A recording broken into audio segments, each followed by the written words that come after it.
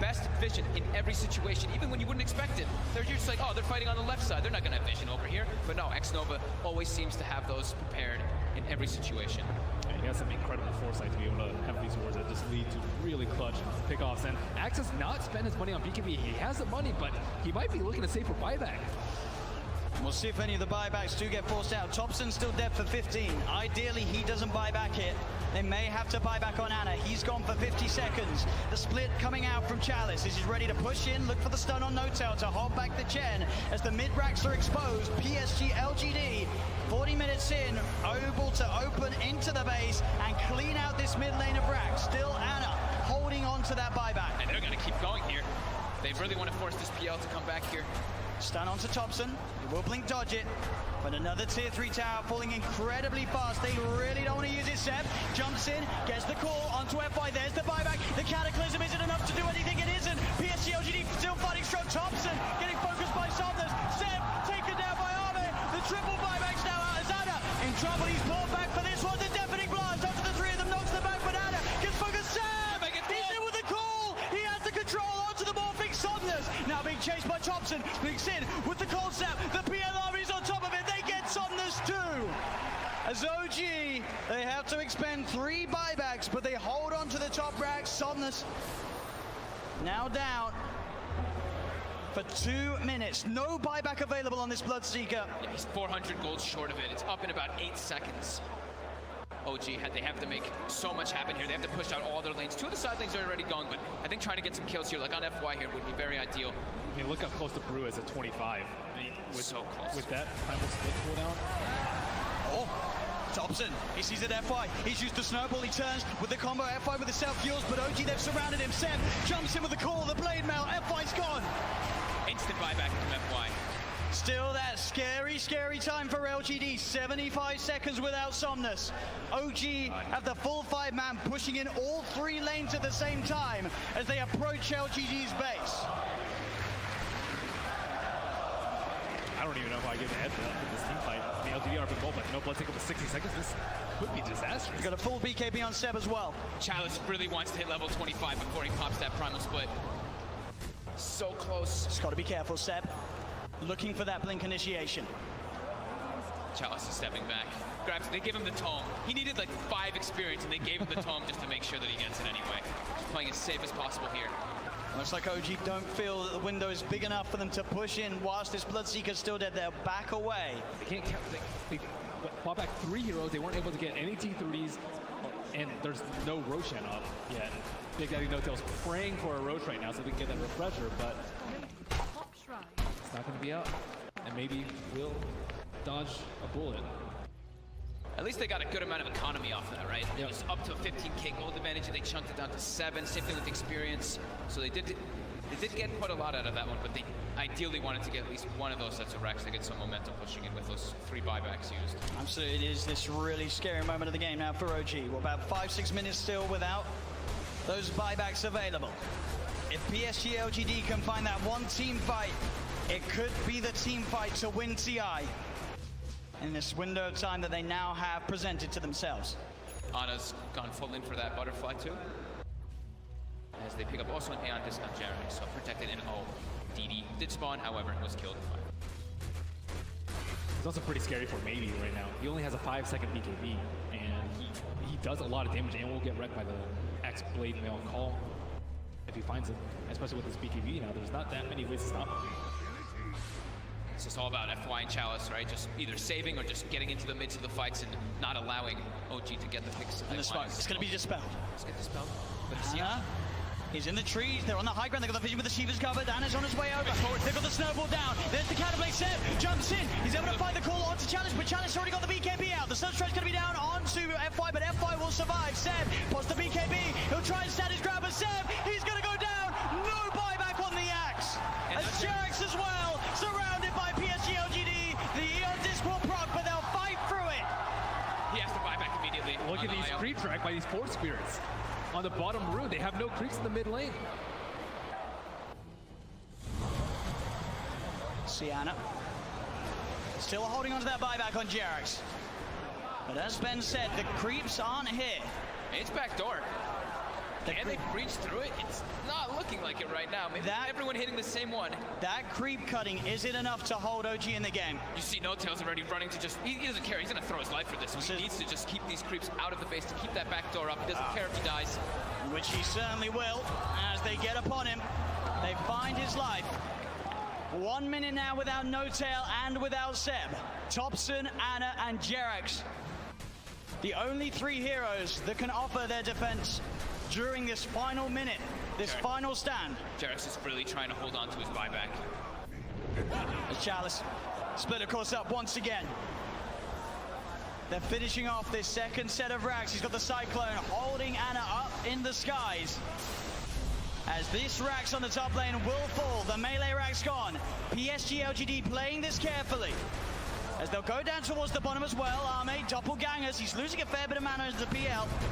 Still able to shift back into that Morphling if needs be. As OG, they will lose their top racks, but they won't lose the game. PSG LGD are playing it safe. They know how close they are to victory, and they will not throw it away.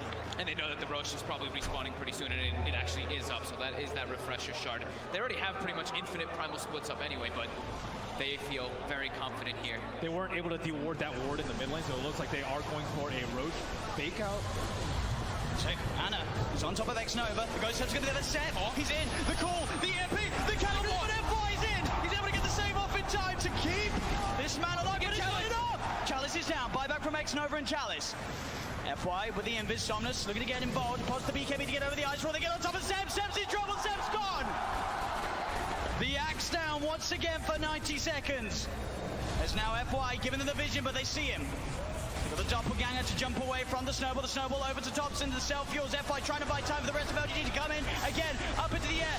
Arme straight on top of No Tail. FY will fall. Arme looking towards No Tail. No Tail pops the hand of God, but No Tail beat it down by Arme and Somnus. Chalice gets the private split off his Ana. He's been left behind in Thompson. He's got to do something incredible in terms of the combo. Can he find the angle? Jerax coming in, keeping Ana alive. Ana with the doppelganger. The deafening blast comes out onto the 2 of them. Ana trying to go in, looking for the kill. Can he find it in time onto X-Nova? He's on top of him, trying to beat him down. Ana again with the doppelganger, now retreating back towards the base. As X-Nova will survive. Jerax back in, the combo. Meatball down onto Chalice, but Chalice is so tanky. Pops the Shiva's gone. He's on top of Jerax. Jerax is gone. Ana as well. Can he really fight back against the Somnus? And X-Nova are so low. As the buyback for Jerax comes in, he's healing Ana back up. That buyback could set them up for the kill on X-Nova. The cold snap down onto the charge, and they find him. Arme, he's out of mana. He's starting to shift into the strength, but he's surrounded. OG, can they find the ball? They can! OG are still in the game. Arme buys back immediately. But now it's PSG LGD's turn to be without 2 of their supports. Seb's going to be back up in 8 seconds. Oh my god, that buyback from Jerax onto that shrine, being able to save Ana, but Ana also toying with them with that doppel. He sent the illusion. They thought that was the real one. They actually couldn't finish him off, even though they got the thirst vision of him for a second. With the level 25 talent on the doppelganger, it's really hard to kill him. Seb. Yeah. He's looking straight for the play. Can he find Somnus? He's hunting. Somnus. He's there, Seb. He'll see him. Oh! Doesn't get the call though, and now Seb. He'll be ruptured. They're looking at him, but Ana, he's straight in on top of Somnus. Somnus puts the BKB. Ana again with the double guy. They see Cataclysm coming out. And Somnus still alive. Ana will be able to force him away. They've got the head. They've got the control. They're on top of him. Can they kill him in time? They can. Chalice got for 2 minutes. And Seb, he's finding, looking for Arme. Big Daddy No Tail gets the penitence out. Only onto the illusion though. Arme able to waveform up to the high ground. As Arme should be fine here. Thompson's got the ghost, so he's got Hex maybe up soon too. Oh, the doppelganger Arme's over the trees. Can he hide his way out of this? No, it's back. Real one. Goes for the waveform. Seb tries for the call, but he's already out of there. Nice play from Arme. And he buys so much time too for his team there. The Brewmaster was dead for 120 seconds, now only 90. Still a big window for OG. They're only without Jerax for the same amount of time. And that lead the PSG LGD had, it is going down a little bit. Only 4K, 5K at the moment with these last few fights. Obviously the 25 is now coming out on OG. Thompson's into the pit. What a timely DD coming out for him too. I don't think they expected to be taken out as fast. He's almost able to solo it with the help of these summons. And that's a refresher shot. There's no way to get this. There's no way LGD can... Oh, and the Seb level 25 too. That extra Berserker's Call AoE. It catches people out. They don't expect it. It does not feel like OG T-Rex now. Yeah. The Berserker's Call now is, I mean, the AoE is massive. really massive now when you have that talent. It's so hard to play against. Can PSG LGD do it? They've got the Basher now for Somnus. For just a 2K lead with those last big comeback plays from OG.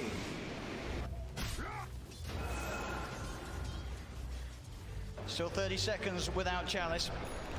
Double Hex coming out now. Thompson and these 5-second BKBs. Yeah, I mean, they were crushing with their BKBs. Being spotted out. Got the vision. They're on top of it. Thompson, he's in trouble. The Nullify comes out, but he got the Ghost Walk off as well as the Hex in time. Now, Somnus turns up. The blood runs down. Thompson! He's dead for 100. Has got the buyback available. PSG LGD will certainly look to force it out of them. FY just what a shadow blade. It just, yeah, as soon as they split up, he finds the perfect opportunity there on Thompson. You got to be careful going out on the map when FY's alive. There's every chance in the world that he's going to be watching you from the trees. And at this point, I think for Ame, it's actually going to be very worth it for him to actually just try and burn all the mana from the Phantom Lancer, so he can't doppelganger all the time. That's causing huge issues in the team fights. And I see that Chalice is using his Dispel Magic every single cooldown on these Phantom Lancer illusions, but there's still way too many that are causing havoc in this team. It's too constant. Like that doppel cooldown being 3 seconds just allows him to always be able to play around a little bit around the brew. They don't really have this crazy AoE when you look at LGD's lineup to just clear out those illusions. It's really a lot based off them just trickling them down slowly with like the Shivas and the Radiants and knowing exactly which one it is. Yep, he doesn't have the crit talent, but now he does have crit from that Bloodthorn coming out. It's a lot of damage that Anna can offer to the fights now. And Brewmaster without BKB, very vulnerable. Cold Snap, Bloodthorn, Berserker's Call. There's a lot of ways that they can prevent him from getting that ult. He just commits it from the back, just to be careful. Make sure that you can get it off and get some damage in onto the tier 3s. Anna's going to start to try and fight against these Primal Split Brewlings. He'll be able to find one of them. He has been silenced. He'll take down the Wind Panda 2 as well by the looks of it. There's only the Earth Panda prevails. Seb jumps and he gets the call onto the Panda, popping the BKB as well, so they won't kill the Brewlings off. They do force PSG LGD away long enough that Thompson does not have to expend his buyback. Thompson back in the game. And they're utilizing the PL very well too, by replicating him, sending illusions to get some extra damage on the tower. It's just one Rax left that's holding LGD away from Mega Creeps. And they're straight out. They're ready with the aggressive play, OG. Thompson, can he find a catch? He's close to having vision onto X-Nova. Should be able to find X-Nova. He is stalking him. He got sights of him for a second. He's a bit far away though. Oh, the tornado. It's got him. Thompson drops the combo down upon him. The stun comes out though. Oh, the counterplay. Jarek's in there though with the heal, the tether. Keeping Thompson alive with the Abyssal Blade down. Candace here with the hand of God comes through. Thompson still alive, but Chalice gets the primal spit out. He's been stunned. Thompson, the cheese, he's fine. Thompson, he goes down. They get the kill onto the Evoker. No tail. Being chased by Arme. The bash is coming through, but the blade mail was already out from Seb. He tries to get the call off. The bash of the Cataclysm isn't enough to find the kills. Anna leading forward. The Bloodthorn onto FY. Gets the kill onto FY. FY bites back straight away. Anna looking towards Somnus again. The doppelganger. Arme on top of Thompson. Thompson being saved by Jarek. Jarek with the tether. Arme turns into General General. There's the call. Seb, he catches Arme. Arme dead for 2 minutes. The Hex. They've got Somnus as well. Oh, gee. Double kill for Seb. The clutch buybacks coming into play. Nobody has a buyback available right now. As OG stand with 5 alive on the map, 100 seconds without the Morphling. This doppel talent is just destroying LGD. They have no way to actually find Ana. Like Ben said, the Brewmaster's constantly using the Dispel, but it's so hard to find the real PL amongst all these illusions in all this chaos of the fights with tornadoes and chaos meters and everything falling all over the place. And look at this. The tier 3 tower falling. Ana frontlining it all. What's he scared of? The Blood Bride will come out. Chalice with the Shiva's Guard trying to initiate. But Ana, he's poking, prodding, beating down, and on the side, Thompson jumps in. Chalice gets in with the BKB with the call. Seb, he's got the disable on the Chalice. Do they have the damage? They got on top of the Chalice. He's into the snowball. FY buying time for him, but now he's vulnerable. Who's gets Hex? He gets Bloodthorn. Chalice plays back. Straight back into the game. Ana trying to find his attention onto X-Nova. Chalice leading forward. The Tornado going to be off the market. Only catches out the Bloodseeker, but Seb, he's looking for the follow-up. Jumps in, gets the call. The BKB was Thompson, Jarax focusing the racks. Thompson gets the hex up onto X-Nova. Seb healed up by Jarax, and is still full health at the moment as the Brewlings are pushed back to the base. OG get the bottom melee racks. As still 30 seconds to play without the Morphling in the game. They move towards the mid lane.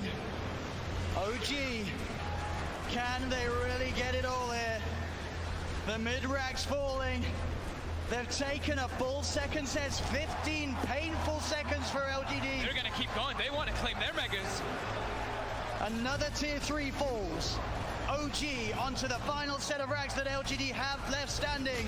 Azana, he gets kicked back. He's separated from the team, but he has the double gagger. He's been ruptured. He needs help, but he needs it now. Jarek in with the tap of the hand of God. Give it that double heal. The relocate as well. Jarek gets him out. As OG will successfully disengage before that Morphling's back in, as they found both racks. Jerax will die for this one, almost certainly, as he looks to tether across, but the nullifies upon him. He has buyback though, and OG just took so much away from PSG LGD, as they only have a lone range track standing on the top lane. I can't believe it's coming this. There's only 3 racks left in this game, and one of them is a range racks on the side of LGD. Buyback status. I saw X that was buyback, it was only like 600 or 700, which is crazy, but Jerax also kind of in that same net worth territory, looking at a very cheap buyback, but 2 in the game left. IO and the PL. The PL is almost unkillable at this point. Like, even without the Wisp, it's still really difficult. With the Wisp, just don't even try. We'll see this again. It's a save here from Jerax. The control is just not there, and they don't have the way to kill all these illusions constantly. And of course, look at Jerax coming in, starts that relocate channel, and is able to get it off. No one gets the control on him. Keeping it cool at the time that it means the most, but he's still able to crack a smile here in Game 4, the TIA Grand Finals. OG making a stand, now leading 9K advantage in net worth. LD able to join us. I don't believe they actually have any 4 stabs on the side of LG. That's generally how you deal with a Scythe of Ice, and I think they can get a Scythe of Ice on the core, get a blink call, and that hero is likely dead without buyback at this point. So OG, I would say, definitely favorite at this point in the game, especially with PL having buyback. LGD, they have a couple minutes to think about what they want to do before this next rotation. Yeah, they can't be totally reliant on FY just getting these perfect snowball saves, or even like I saw in the last fight too when it was down bottom, he even tried like Walrus kicking the IO away from when he was tethered from somebody else. They need to find some other ways to be able to save, in particular that Brewmaster, who is just time and time again is the most important hero, it does seem, for LGD. Yeah, I'm not exactly sure what they do with the BKB call. The snowball is the only thing, but they have Bloodthorns, they have Scythe of Ice for the Tusk, they have a lot of things available. Maybe Aeon does perhaps for Brewmaster. I'm not exactly sure what the best way for him to deal with it is. Looks like he is going for an Octarine perhaps for almost permanent. The sentry's down though. They see Thompson, but Thompson, he's already quick with the play. The Tornado into EMP, Cold Snap as well, they've got the Hex, but there won't be any further jumping. They just poke at Armor. They're trying to make space. They got the Mega Creeps. That's the distraction play right there. Up against the Mega Creeps. PSG LGD, it's what stands between them and the championship title here in Game 4. And they got it right before that wave, before that 59-minute mark too, so we already have the Mega Creep wave coming in, that momentum pushing onto LGD's side. And you look at their lineup, can PSG LGD's heroes deal with the Mega Creeps? It's hard. They don't really have that sort of incredible D-push or AoE sort of hard hitters to deal with it. That's kind of what they've been lacking in a lot of this game, right? That's what we've been talking about with the illusions with the PL. They've got ways to find them if it's, or ways to kill them if they find the exact one, but as for doing that, it's very tough when they don't have just the Dispel from Chalice. And he does too much damage to ignore at this point with the Bloodthorn. And on top of that, Roshan is going to respawn in about 1 minute's time. LGD, I think their buybacks are going to cool down around that time, but I just don't think they can withstand this onslaught. They really want to be able to prevent this Roshan. It's super obvious when there's Mega Creeps. With Mega Creeps, that's the luxury that you have. You can just wait a couple of seconds. You know, the creeps will be hitting at your T4s if you wait. As Ana commits forward. Has no boots, but a full Eye of Scotty. 3,800 health now on this PL, who hasn't been dying for a very long time. Now he's got easier ways, easier kill opportunity, and much more survivability. Yeah, he probably has like what, maybe 7,000, 8,000 HP effective with the butterfly evasion and the heal, and overcharge, and the hand of God is just way too much. And the lifesteal from Shen too, which is another ability. OG clearing out the pit. Very, very soon to be spawning Roshan, and PSG LGD are well aware. Roshan's up. It looks like only OG knows. Oh, mate, Yo, battle. He's losing action. Arme's gonna get caught out by the tornado though. They've opened up onto him. Arme trying to get on top of Ana. The BKB pop by challenge. He'll get the ult out. No-Tail getting got out straight away by F5 with the snowball. No-Tail's dead for 100. They'll get the Chen. Ana in the midst of it, trying to lock down onto FY. The rest of his team about to come over to get the tornado. Out onto X7. Looking for the cool control onto Arme. Has he got it? Arme getting stood up by the cold snap, but he's able to wait for him up the high ground. Thompson blinks in. He gets the hex out, but F5 with the snowball save. They get the bash out. Sonos will be able to find the IO, but they're fully low OGD. That's Sonos dead for 2 minutes. They get Thompson. Thompson dead for 2 minutes. Only Ana. Ana, can he do it here? Is it half out?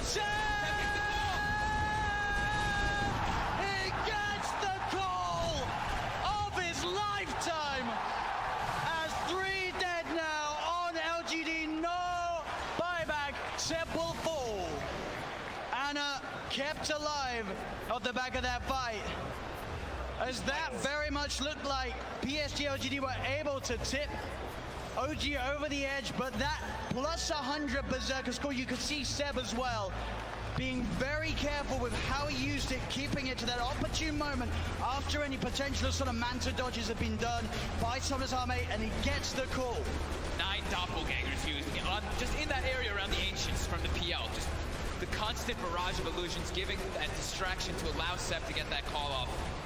And that's another Roshan for OG. These fights have to be so hectic for the players. There's like 30 PL. There's just both sides. I mean, even the Enchantress is like taking a PL, and then the Morphling turns into PL. I'm just impressed we haven't had any frame drops. You know? It's true. Azana down the middle lane. Just walking down with a DD. The tier 4s. Ana says he's done with this. He wants to end this game. The buyback will come out from FY. Ana. It's going to be snowballed. Ana. He's in. He's not got any backup on the way. FY will be able to get out with the invis, but this doppelganger just over and over again, meaning that Ana could just stand in. Now he's got the backup of Jerax. He gets Hex. Oh, he didn't expect it. He didn't expect the Hex, but he's still fine. Jerax at the Odis, but X-Nova into the snowball. They'll turn towards Jerax. The Ana got coming out. Jerax has been nullified. They get doppelganger once again. X-Nova. He will survive for now. But buybacks were forced out by that aggressive play from Ana. At the same time, Seb did buyback himself on the Axe. But LGD are back up as a full 5-man. Jesus, this is insane. I mean, I don't know, it's super safe there. I'm not exactly sure why Seb bought back, but I mean, he has heart, he has Wisp behind him, he has Aegis, he has everything. His buyback. And as you can see there, that is the big difference. There are 4 buybacks available on OG. Only 1 available for LGD. Oh, this momentum pushing in. And an Arcane Rune up top. If they give that to Ana, oh my god. Even more illusions, even more doppels. Oh, let's go. That is 2.1 second cooldown. 2.1 second cooldown. Oh man. Okay. Azana. This is it. He's ready to put it to use. Straight into the base he goes, doppling forward, he gets the jump onto X-Nova, the Ghost Scepter keeping X-Nova fine for now. Ana looking to turn his commitment towards Arme. Thompson comes in with a Deafening Blast from the side, the EMP finishes X-Nova off. He's dead for 110, Seb pots the BKB, looks for the cool control onto FY, but FY does get the snowball off in time. Arme looking on top of Jarrett, but Thompson turns, they get the Hex out onto him, he'll get himself back into the ball, the BKB's out in time as Arme cuts down No-Tail with a waveform, finds the kill. Ana looking to get on top of Arme, the BKB's about to wear off, the Mega Creep speeding down upon the edge of the OG. Seb in again, the call on top of Arme. Arme dead for 2 minutes. A chalice, BKB pop, and he's trying to commit, trying to deal with Ana being silenced by the Blood Right, but the Ancient is falling, the Hex is out, they're going to be able to find themselves chalice, 3 dead on LGD. OG hitting the Ancient.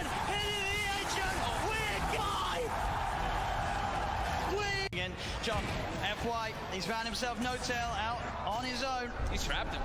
There's No-Tail. Is he going to get any sort of backup? No, he's not. There's 3 still dead on OG. It'll be a slow and painful death here for No-Tail as Zame comes in for the kill secure. And I love the way that Chalice popped his BKB super early in that fight. He just knows, I just need to get my ulti off, and he cast it at a very safe range. He didn't wait for the last second of his BKB. He's not very greedy. I think that's a lot of the reason why they've been winning these team fights. Seb has been struggling, still about 1,000 gold away from his BKB. I mean, yeah, this Brewmaster is a display of perfection, really. It's the highest level in the game with his Bloodseekers. And doing a ton of damage. One of the most damage in the game as an offlaner. Now has full Shiva, so even more ways. He's pretty much itemized entirely just to be like, Ana, I'm ruining your game. I've got Radiance, I've got Shivas. You're going to struggle so much in these fights as Phantom Lancer. Eric's did his best to keep Ana alive, and but Ana wasn't able to do damage because he was ruptured. He wasn't that low on HP, but still can't run around. Seb. Oh, I'm just going to this here. Got to be careful who shows up top. Indeed, Jerax is going out on his own. He doesn't expect Zame to have this invis rune. And Zame will show himself. Jerax goes across, but Somnus is there. Somnus is not messing without rupturing. No mercy. They're feeling very confident now at this point, getting these very advantageous team fights as well as getting kills on the split push too. Thompson though, we'll find X-Nova. Seb, and as well. Between the two of them, they'll take down the support edge. FY's going to come in though. He hasn't got anyone else with him at the moment. It is just FY, so just playing around with Seb. He has no help around at all, and he's still just making Seb's life miserable. He's toying with him. He's just making him not be able to come back. Look, they're already starting to rotate this Brewmaster and Bloodseeker too, and FY, he's ready to look for Seb. Seb's got to get out. Oh, Seb. As indeed FY, the patience keeping that control on Seb, buying time for Chalice to come in. Ana is going to look towards the Tusk. Chalice is now there, does have Primal Split available if he wants to look to take this fight. Somnus coming in as well. As Ana, Seb look to hide in the trees. Can they get out of it? Ana's got a TP available. He's into the trees. He's going to show himself in the lane though.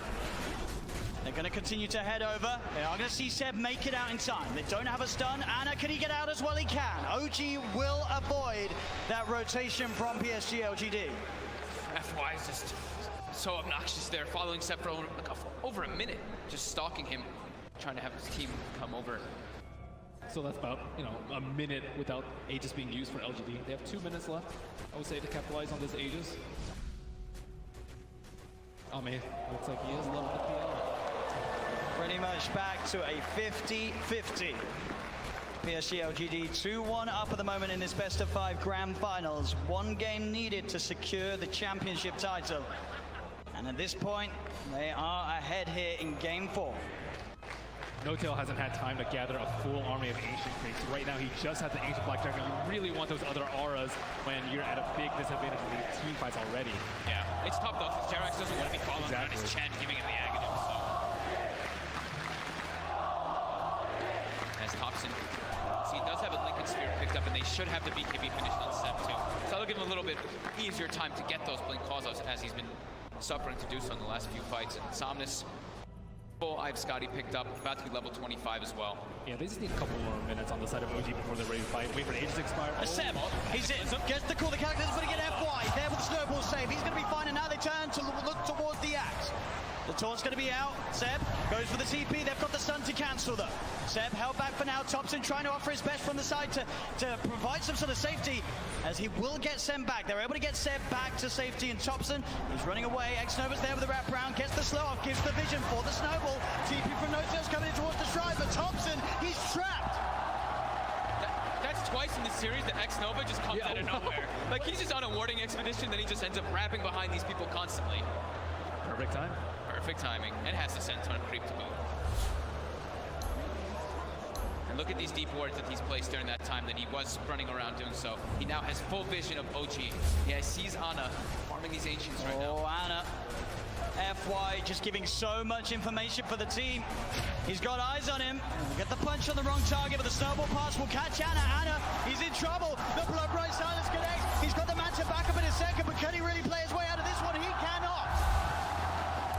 Ana down for a minute and a half. Just having all this vision. And X-Nova throughout this whole tournament has had the best vision in every situation, even when you wouldn't expect it. They're just like, oh, they're fighting on the left side. They're not going to have vision over here. But no, Xnova always seems to have those prepared in every situation. And he has some incredible foresight to be able to have these wars that just lead to really clutch pickoffs. And Axe has not spent his money on BKB. He has the money, but he might be looking to save for buyback. We'll see if any of the buybacks do get forced out. Thompson's still dead for 15. Ideally, he doesn't buy back it. They may have to buy back on Ana. He's gone for 50 seconds. The split coming out from Chalice. This is ready to push in, look for the stun on No-Tail to hold back the Chen as the mid-racks are exposed. PSG LGD, 40 minutes in, able to open into the base and clean out this mid lane of Rack. Still Ana holding on to that buyback. And they're going to keep going here. They really want to force this PL to come back here. Stun onto Thompson. He will blink dodge it. But another tier 3 tower falling incredibly fast. They really don't want to use it. Seb jumps in, gets the call onto FY. There's the buyback. The Cataclysm isn't enough to do anything. It isn't. PSG LGD still fighting strong. Thompson getting focused by Somnus. Seb taken down by Arme. The triple buybacks now out as Ana in trouble. He's pulled back for this one. The deafening blast onto the three of them knocks them back. But Ana gets focused. Seb! He's in with the call. He has the control onto the morphing Somnus. Now being chased by Thompson. Blinks in with the cold snap. The PLR is on top of it. They get Somnus too. As OG, they have to expend 3 buybacks, but they hold on to the top rack. Somnus now down for 2 minutes. No buyback available on this Bloodseeker. Yeah, he's 400 gold short of it. It's up in about 8 seconds. OG, they have to make so much happen here. They have to push out all their lanes. 2 of the side lanes are already going, but I think trying to get some kills here, like on FY here, would be very ideal. I mean, look how close the Brew is at 25. I mean, So close. With that final split cooldown. Oh, Thompson, he sees it FY. He's used the snowball. He turns with the combo FY with the self-fuels, but OG, they've surrounded him. Seb jumps in with the call, the blade mail. FY's gone. Instant buyback from FY. Still that scary, scary time for LGD. 75 seconds without Somnus. OG have the full 5-man pushing in all 3 lanes at the same time as they approach LGD's base. I don't even know if I give a heads up with this team fight. I mean, LGD are big goal, but no blood take up to 60 seconds. This could be disastrous. He's got a full BKB on Seb as well. Chalice really wants to hit level 25 before he pops that primal split. So close. Just got to be careful, Seb. Looking for that blink initiation. Chalice is stepping back. Grabs, they give him the tome. He needed like 5 experience, and they gave him the tome just to make sure that he gets it anyway. Just playing as safe as possible here. Looks like OG don't feel that the window is big enough for them to push in whilst this Bloodseeker's still dead. They'll back away. They can't count. They bought back 3 heroes. They weren't able to get any T3s, and there's no Roshan up yet. Big Daddy No-Tail's praying for a Roche right now so they can get that refresher, but it's not going to be up. And maybe we'll dodge a bullet. At least they got a good amount of economy off that, right? It was up to a 15k gold advantage, and they chunked it down to 7, same thing with experience. So they did get quite a lot out of that one, but they ideally wanted to get at least one of those sets of racks to get some momentum pushing in with those 3 buybacks used. Absolutely, it is this really scary moment of the game now for OG. We're about 5-6 minutes still without those buybacks available. If PSG LGD can find that one team fight, it could be the team fight to win TI in this window of time that they now have presented to themselves. Ana's gone full in for that butterfly too. As they pick up also an Aeon discount generator, so protected in O. DD did spawn, however, was killed. That's pretty scary for Mady right now. He only has a 5-second BKB, and he does a lot of damage and will get wrecked by the X Blade Mail call if he finds it, especially with his BKB.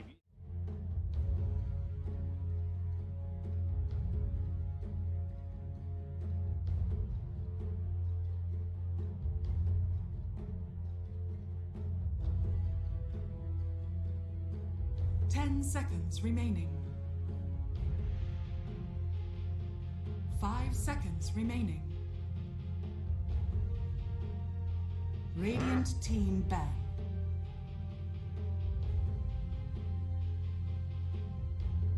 Dire team ban.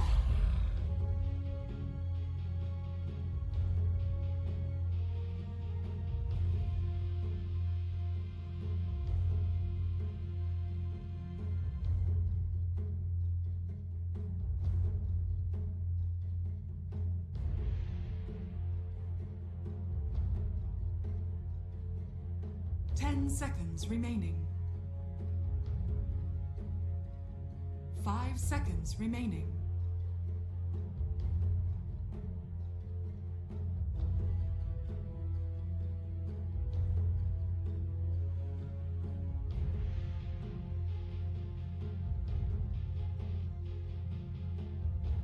Radiant team ban.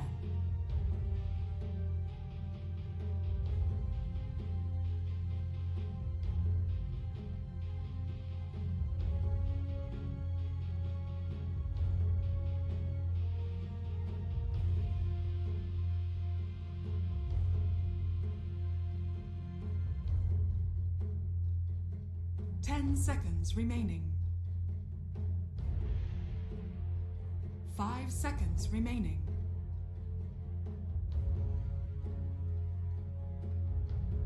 Dire team pick.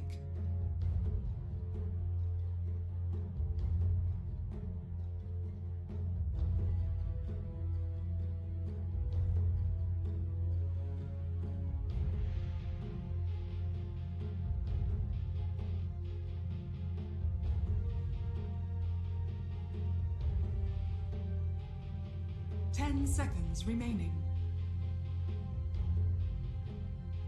5 seconds remaining. Radiant team pick. I speak for the trees.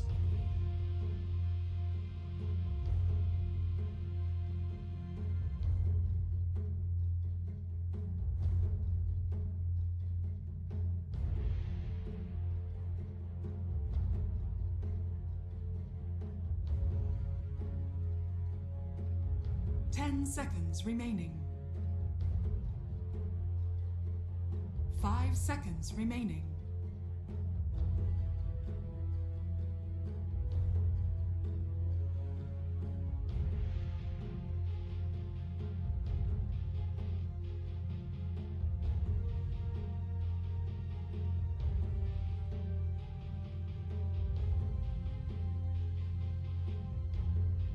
Radiant team pick.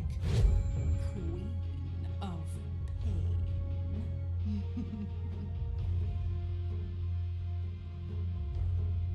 Dire team pick. What's it with?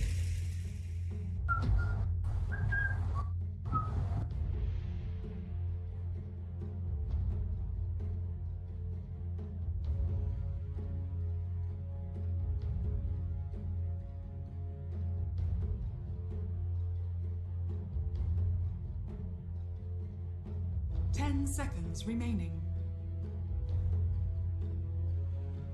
5 seconds remaining. Dire team ban. Dragon Knight.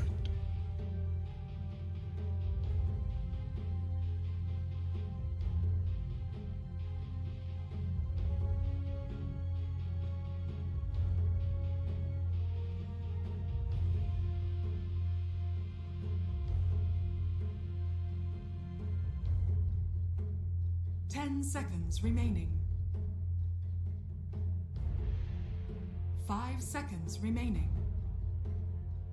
Ladies and gents, welcome to the first game of the day between Bait and Team Empire Hope. I'm going to be the voice in your ear, Robin Roll, and we're going to be getting straight into this with Nature's Prophet and Dragon Knight picked up here by Team Empire Hope. Bait taking the Queen of Pain and the Pangolier.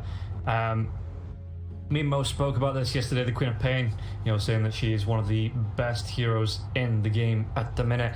And it's such a good hero that usually at the minute you are seeing it first phase ban, teams not wanting to play against that, and if it does get through, then it is a first phase pick. So we're going to see it here. Bait obviously being played in the mid lane, sometimes in the off lane though, picking up those Guardian's Greaves, Necro Bucks, Yule Scepters, going for that utility off lane build in the Queen of Pain. So it's going to be interesting to see whether this is going to be a Dendy Queen of Pain here, or whether we're going to see some sort of last hero Queen of Pain in the off lane.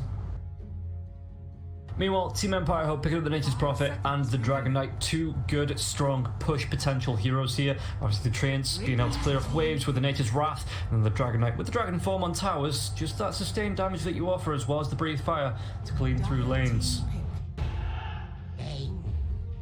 Bane going to be picked up by Bait. Going through the bans, they ban out the Chen, the Lycan, the Beastmaster, Timbersaw and the Morphlin. Meanwhile on the side of Team Empire Hope, Monkey King as well, the Earthshaker, Batrider, Ember Spirit and the Luna being taken away from them. Or by them, should I say.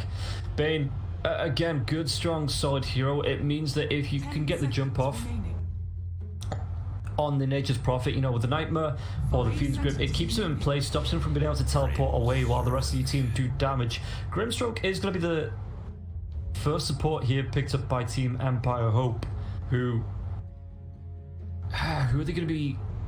Is this going to be a Ricky pick then? Void Spirit is still there as well. You do need someone that closes the gap, gets in close. Storm Spirit works there. So the Dragonite already picked up. Again, running all three core positions. We've seen him being run 1, 2 and 3. Safe lane, mid lane Dragonites going towards the Blink Daggers. Spade just goes straight for the Terrorblade. Okay. Now, is this gonna be a position for Pangalia? Or is it already off-lane pick? I suppose they could keep it fluid that way in the draft here, Bait. With Dendy on the draft, it's just something that he might consider depending on what carry comes out here for Team Empire Hope. Looking for... Well, again, it depends if this Dragonite's going to be a 1, 2 or a 3. Nature's Prophet could be taking either the 2 or the 3. And then Grimstroke as the support hero. Looking for another support and then another core laner here on Team Empire Hope. Against the Terrorblade though, Phantom Lancer is still there. We've seen CIS teams really enjoy playing Phantom Lancer. And if you can burst down the Terrorblade before he can create any illusions, make sure he has no mana to get that Sunder off. Phantom Lancer might not be the worst pick. Obviously you can get your Doppelganger Escape. You've got your charge forward, so you can always get on top of heroes, and then if the Inkswell is on you as well, you get on top, you dash towards them, get that Inkswell stun off.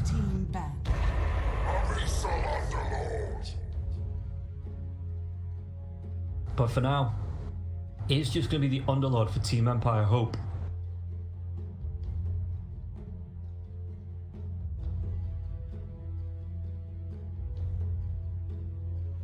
And bait this next ban, so it is going to be the offlane Underlord. I like this pickup here because it means that you can stick it against the Terrorblade. Terrorblade comes in close and that Metamorphosis is down. You just pop the Firestorms, deal with anything that he throws out. You know, you push away towards his tower, and earlier on he doesn't take kindly to that much pressure, so if you force him back underneath his tier 1 tower, just constantly fire blasting him, and well with the Underlord's Firestorm, can't do a decent amount of harass with the Terrorblade here. Dire team ban. They ban out the Phoenix. I'm surprised the Phoenix got so far into the draft, and with the Underlord here as well, you drop the Pit of Malice on top of the Supernova, just keep heroes from being able to get towards it and right click it down.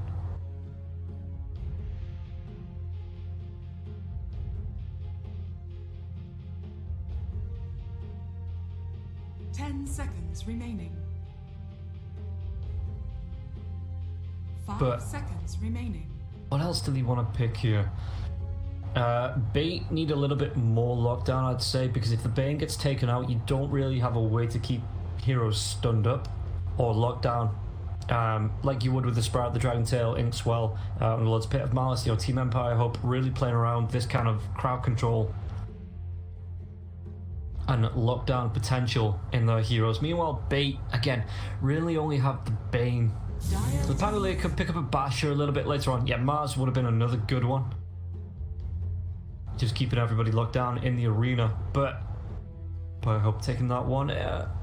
I think as well, looking at it, LC, everybody's a little bit too tanky on the side of Empire Hope. You know, you'd have to go for the Grimstroke, because even the Nature's Prophet does start to get that little bit of an extra boost later on in the games. When he starts building his items, we've seen Nature's Prophets build the Blade Mails as well, build into the Guardian's Greaves themselves if they're in that offlane position. Radiant team pick. Mareska has arrived. Okay. I like this as well. It means you can throw down the Pit of Mars, drop the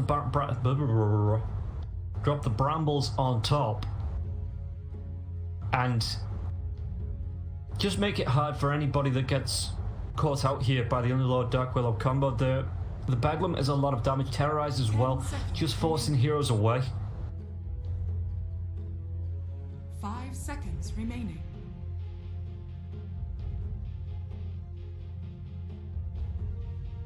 So Bait, it's their final pick here. What are they thinking about?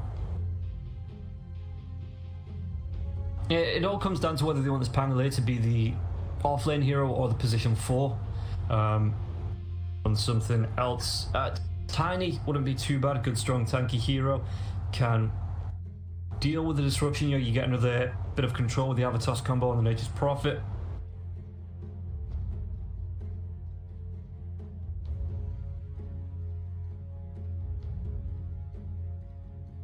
Looking who else. Wind Ranger wouldn't be too bad here. You keep your distance and power shot from afar. Obviously you've got the Wind Run as well that deals with Dragon Knight's right click damage. Just be able to get away from heroes and then latch them to each other. I wouldn't mind seeing a Wind Ranger here in the off lane. It's gonna be the Sand King. Your heroes. Okay, that is something a little bit different, and it is going to be last hero's Sand King, so it looks like it's going to be Pangolier here. Waiting for Dendy to pick up his Queen of Pain as well. Fishman on the Bane and Crystallis playing the Terrorblades. Meanwhile, on the side of Team Empire Hope, James is already on that Dark Willow. Now waiting for Aknar on the Grimstroke, Mastery on the Underlord. We've got Smiling Knight. Yeah, I assume this is going to be a position 1 Dragon Knight, so that is going to be Smiling Knight's hero, and then Lightless on the mid on the Nature's Prophet. Let's see how this actually comes about. Could even safe lane the Nature's Prophet. They want to keep it away from the Queen of Pain. You know, Dragon Knight can kind of... No, it is going to be Lightless on the Nature's Prophet. Smiling Knight here on the Dragon Knight.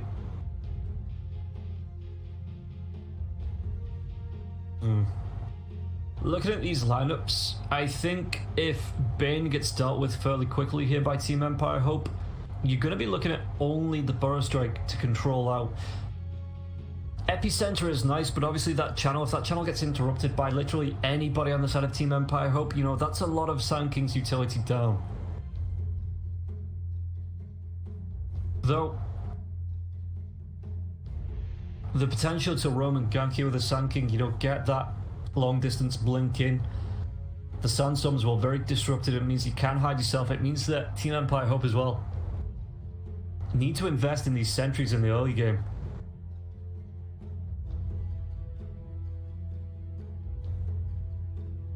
So last hero, he could potentially be a very disruptive force in this game, but gets kind of displaced from his lane. It means that he will have to go into the jungle to soak up, get XP, get farm, which is where the Terrorblade wants to be. What I've been waiting for. When you transition from that early to mid game. Just a wee fairy going about her business. Better luck next time. Voice lines, we all well and done. Okay, yeah, so if the Sand King gets displaced, Prepare for battle. it's going to be harder for the Terrorblade to find farm coming into that mid game, because he wants the rest of the team to kind of take the pressure off him while he moves through the lanes, moves through the jungle, finds that farm, and tries to get that net worth advantage. So Sand King going to be very interested, especially against the Dragon Knight, who, yeah, let's take a look at the damage that the Sandstorm does.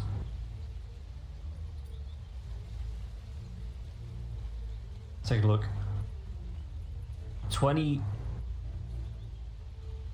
45 cents. Yeah, okay. So that's a decent amount if you can keep the Dragon Knight in it, you know, to try and kind of burst him, well, not burst him down, but slowly chip it away as his health, you know. But once he starts getting those points in the Dragon's Blood up, it's going to be even harder. Not that he'll be able to sit into the Sandstorm forever, but he'll not be under too much threat to get out straight away.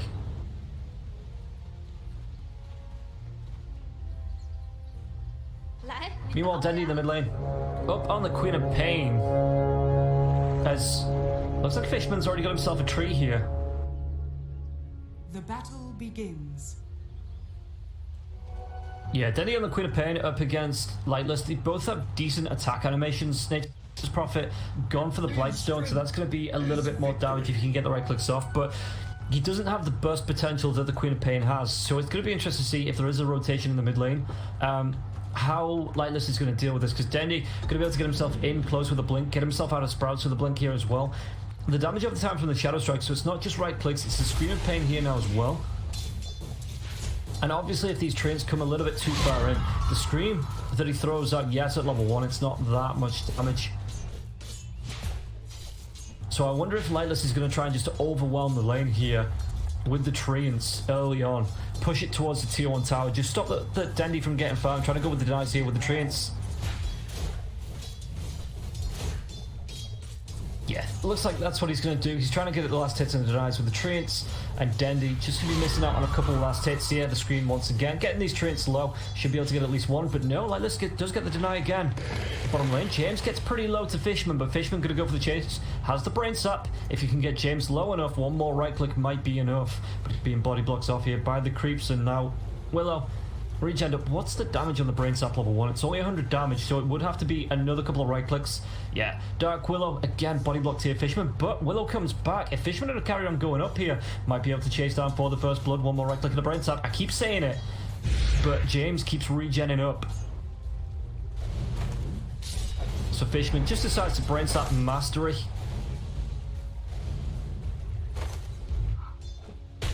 Top lane, last hero, Smiling Knight. Gonna be trading up on the farm. Quite even for now, 7-1 last hits to denies each. It's 5 up. Just looking to pull that lane.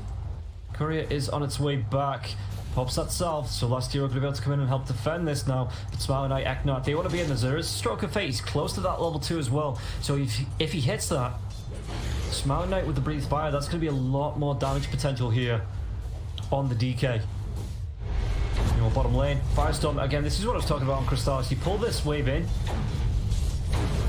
but Mastery can just come along with the Firestorm. Keep throwing this out. He's actually just gone for the Atrophiora level 2, which is a standard Underlord build at the minute. And James, again, going to be trading hits. Fishman needs to be careful though, because there's going to be the Brambles coming out. Just dodges those off. Decent Observer Ward here as well. Just he's back behind the tier 1, sees any rotations that might come in behind that tier 1 tower while the lane is pushed up to those. You know what, mid lane? How's Dendy doing? Gone for more points into the Scream of Pain, so nothing into the Shadow Strike just yet. Needs to back himself away. Lightless, if he gets that right click off, cancel that cell. That's not what Dendy wants here in this early game. Who's... Okay, so Dendy, he did miss a couple of those last hits in the early game. Bottom lane, I think he'll be able to go on to this because there's a Nightmare coming through. Fishman with the right clicks now as well onto James. Clarity's going to be cancelled here on Fishman, but it's going to be a Shadow Realm coming through from the Dark Willow. The Brambles get dropped, but Fishman just walks himself through now as well. James, was he going to try and dodge off to that? Brain Sap is only still level 1, but James gets pretty down low. Uses that Fairy Fire. Fishman, is he going to get in range here as well? Crystallis, it looks like not. And James gets pushed back once again to that tier 1 tower. Going to be able to use that salve though, as Crystallis pops the Metamorphosis. They're going to try and chase Mastery. Mastery through the trees. Shows in lane now as well. The right clicks, but he's a tanky beast. 5 armor and 840 health. Top lane. 5 up and act. Now just trading blows, it looks like. The disarm comes through, so Grimstroke doesn't have any mana to do anything back to 5 up. Is this Eknot stick? It looks like it might be 5 up though. Does he change tack? Does he want to go for this with the Swashbuckle to close the gap? Doesn't look like he does. So 5 up, just keeping the pressure up onto Eknot here. Eknot being forced around, does have that stick, but the Boros Strike now onto the Dragon Knight. Where's the damage going to come through? Breathe Fire onto Last Hero. Last Hero, once he leveled up, 1 level in the Sandstorm, 1 level in the Caustic Finale though. So Last Hero going to be chased back. Where's the Breathe Fire? No mana for it now as well. Oh, there's going to be a good int. Well, he does have the mana for it. He's going to be able to get himself away from this 5 up. No mana back for that Swashbuckle to get the last couple of hits here onto Grimstroke. So Grimstroke will be fine. I say fine. 200 health is not fine, but it's enough to survive at the minute. Dire's middle tower is under attack. You know, last hero just playing away. Swashbuckle once again. One of those right clicks. Is there going to be a bonus strike coming in now as well? One more right click. That is going to be your first blood. Chasing down. 5-0 claims Eknat, and Eknat just sustained there. No mana for the Breathe Fire. He does have the Soaring. Doesn't want to use it to throw it out here. Is it only level 1 on the Breathe Fire? It is. You know, the bonus strike once again. Smiling Knight just taking harass. How are the runes looking?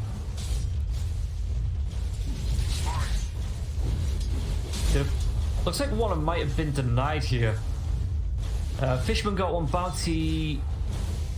5-up got a bounty. Dendy got a bounty. One must have been denied. Unless I'm blind, which is a possibility now because Crown coming out to the Terror Blade. They're going to be able to do the damage on the Nightmare's going to be there. But it looks like Chrysalis is going to get low. Fishman inside there as well. The TP comes down from Lightless. Right clicks Dendy. Has rotated, but 2 heroes are already dead. He does have the Sonic Wave. James doesn't want to use it on him, so Dendy just needs to get back underneath this tier 1 tower. Lightless with a quicker rotation. Dendy didn't know what was happening until both his carry and support were dead. Tried to TP down, but just couldn't get there in time. Lightless still going to be taking a lot of damage. Queen of Pain holding the Shadow Strike here now as well. 3 points into that Scream of Mastery. No points into the Pit of Malice, so won't be able to keep him locked down here, Dendy, as Chrysalis just moves himself into the mid. Is you going to start farming the jungle? It looks like he wants to. Haste in the river. Dendy with the bottle should be able to make his way over to that. It'll be interesting to see what he does with that. Whether he wants to try and chase down Lightless in the mid lane or if he's just going to keep it bottled. Just going to look for an engagement somewhere else.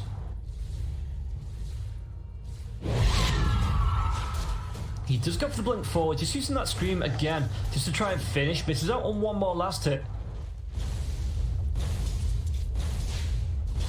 So a lot of harass going his way, but in terms of net worth, he's quite high. Okay, Nature's Prophet, yeah, because he was involved in both of those kills, the 1-0-1. Does have a little bit more net worth over Dendy. He's going to be able to side pull as well. Arcane Ring's going to be nice for him now as well. Just the extra armor and intelligence, it means that his damage is going to be buffed up. He won't be able to take as much harass, but Dendy won't be able to throw out as much right click harass onto him at least. Meanwhile, bottom lane, once again, Brambles are going to be dropped. Bane is going to be able to get himself away from this. No Shadow Realm. And Fishman just going to be happy to soak the XP underneath this tier 1 tower.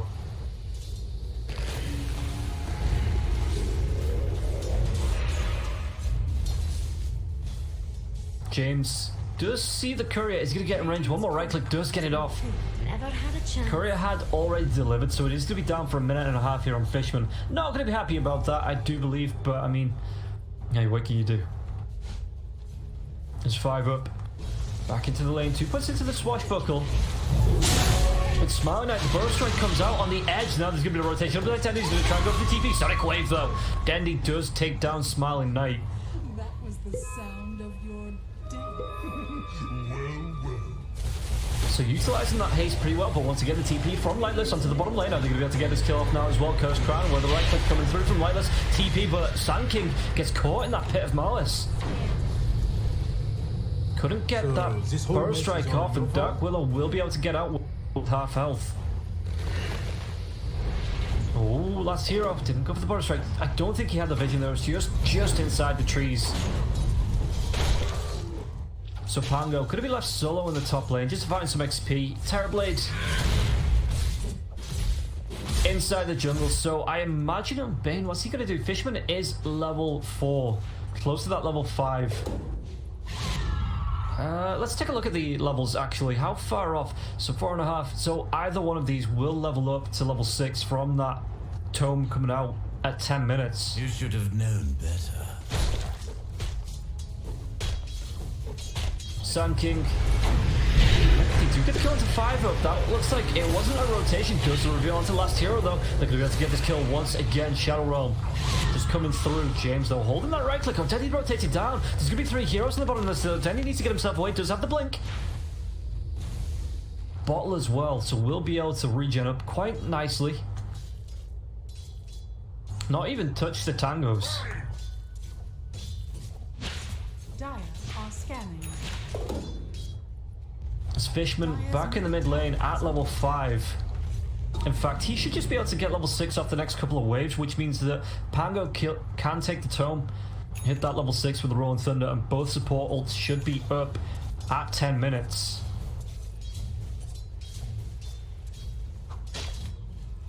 Sun King.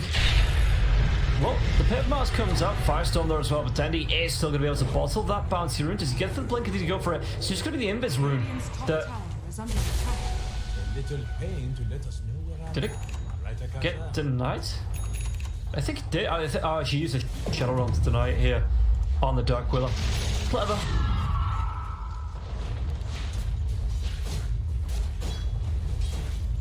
So Dendy, what's he going to try and do here? Has to blink the Blade Mail up on Lightless, so he just has to blink himself away back over the river, the Cursed Crown. Fishman as well, that's a lot of damage from the Shadow Realm.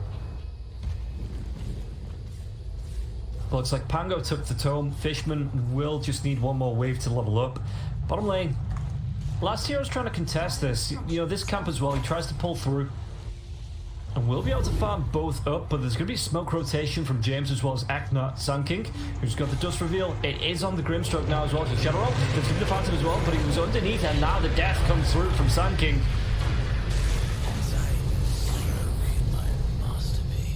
Yeah, underneath the trees, still get the vision of him now, and the dust does reveal. Top lane was the Dragon Knight rotated off, so he actually TP'd down. Just looking to push this tier 1 tower with his Dragon Form.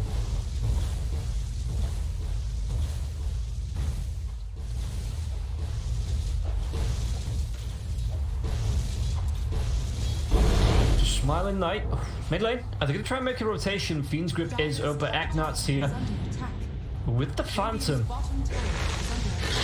So Fishman, the Brambles, walks himself into James with the Bedlam now as well. Fishman going to be taking a whole host of damage. Can't get himself out of the trees, and James going to be happy with that. Pretty much a solo kill. Now Empire Hope starting to turn up the heat, put on the pressure. Bottom lane, they're going to try and chase down the Dragon Knight here. DK is going to Shadow Strike on him, but 4 points into that Dragon's Blood. So once that wears off, the Scream comes through now as well. One more right click. Smiling Knight should go down to the deep, but he's going to get the Dragon Tail off. Stroke of Fate was the silence with that Soulbind now as well. It looks like Dendy will go down. Let's TP'd in for the right clicks. And Sand King now as well. Shadow Realm. A Burrow Strike will not save his life. So the T1 tower went down. I think it was the Dragon Knight that took it. Yeah, Smiling Knight took that tower. Mid lane was pressured in. Not enough to take it down though. How's the Terrorblade doing in the jungle? So Terrorblade going towards that Yasha, but in terms of net worth, behind all 3 cores. If only by a couple hundred gold. Lightless did look for the TP. Looks like he's just going to try and get himself out here under Lord Nightmare's there, but with the Dark Rift already propped, yeah, it doesn't matter. He can be Nightmared inside his own fountain. He'll be fine with that. Meanwhile, Pango gets the swashbuckle of the gap, so he's going to be fine with that.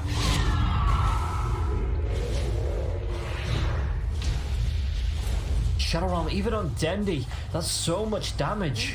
Bottom tower is under attack. Team Empire Hope.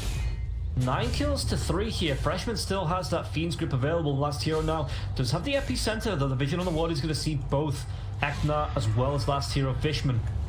Does he want to go for this? He cuts down the tree, the Burrow Strike away, but there's going to be Dragon Form now as well. The Phantom, the Silence, into on the Dragon Tail, going to be getting in range of Bane now, and 5 of 8 doesn't matter because he's in that Rolling Thunder, gets himself out of that. Epicenter going to be channeled, they have the reveal, do they have the damage to finish you off? They're going to be able to take him down. Lightless gets that last hit now on the top of the high ground. 5 up, tries to go on the swashbuckle with 5 heroes here inside of Empire Hope. No Sand King, no epicenter, and nobody else close. It looks like Fishman as well as 5 up just want to get themselves away, which will open up this tier 1 tower in mid lane for the Dragon Knight. Radiant's middle tower is falling. Lightless defending the top lane again, has the blade mail going towards the Orchid and just needs the actual recipe gold here. Under attack. For being able to finish that off, oh, quid of pain. Grimstroke has the Phantom. It's going to be right onto that Woods and Terrorized now as well, so it's going to keep it fear. The Bedlam comes through, Lightless TP's in. The damage! James gets himself another kill.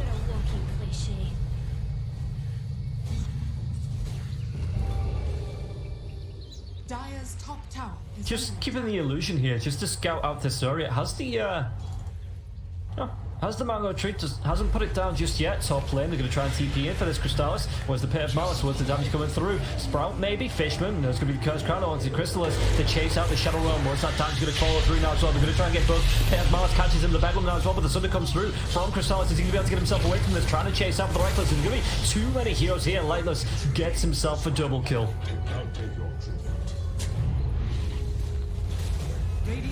And now the push onto this tier 1 tower. DK, how's he doing in the river? There is 5 up, so he trades up that bounty. Has himself a double bounty just because of this shovel. Top tower has fallen. But DK shows in mid. He's going to be able to blink forward as well. The pair of Mars onto the Queen Pain. Instead, he's going to be able to get himself out of this. The right click's too much damage. And Agnar this time secures the kill. The Phantom keeping Dendy from being able to blink away there as well. And this is what I was talking about. Everybody on Empire Hope has lockdown all throughout the team. So it's just so easy to get onto the top of bait here. Mastery, his permanent damage is up to 30 as well.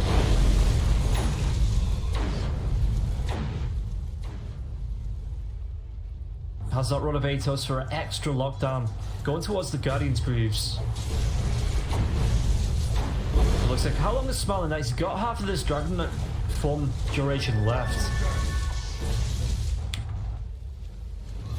Gonna start pressuring his tier 2 tower. Sandstorm comes out. Where's the reveal though? Last year they're gonna rotate round behind now as well. Soulbind comes out. Doesn't matter. Oh, it actually wasn't. It was just a fan. I thought I heard the Soulbind. Never mind. With the Orchid from Lightless, a DD here now as well. Wrath of Nature. I think gonna try to make another move. James again, just trying to keep this gap here, just a buffer away from the rest of his team. Gets the tower just as the dragon form wears off. But Queen Pain in the mid lane, Dendy, what's he going to be able to do? Because I mean, he's not got the net worth. Oh, they find themselves Fishman once again. The Dragon Tail comes through. Is he going to try and go Nightmare? James does get the kill on the back lines onto Crystallis in the jungle. This time not able to get that under off. But now, this tier 2 tower can be put under pressure by the treants, and by the time this goes down, the Dragon Form should be back up the blink forward as well. But last hero inside the Storm Wall, so they're going to come through Epicenter down as well. Dragon Knight might be in a little bit of trouble. Tries to run himself away, but the Fiend's Grip will be proc terrorized though. Could it be enough to keep Dragon Knight alive for now? But the Swashbuckle Crystallis, we get the damage through now as well with the Bedlam. Last hero, the Curse Crown does proc. But the Nightmare, they're going to be able to get into the Dark Crypt and save the Dark Willow here. It looks like, oh, maybe not. The Sonic Wave does just enough damage. But everybody else gets themselves out safe with the help of Mastery there. Just a second sooner, one more point, so close to that level 12. And if it would have been the level 12, level 2 ultimate here on the Dark Crypt, play up an illusion. That would have been the Dark Willow out there as well.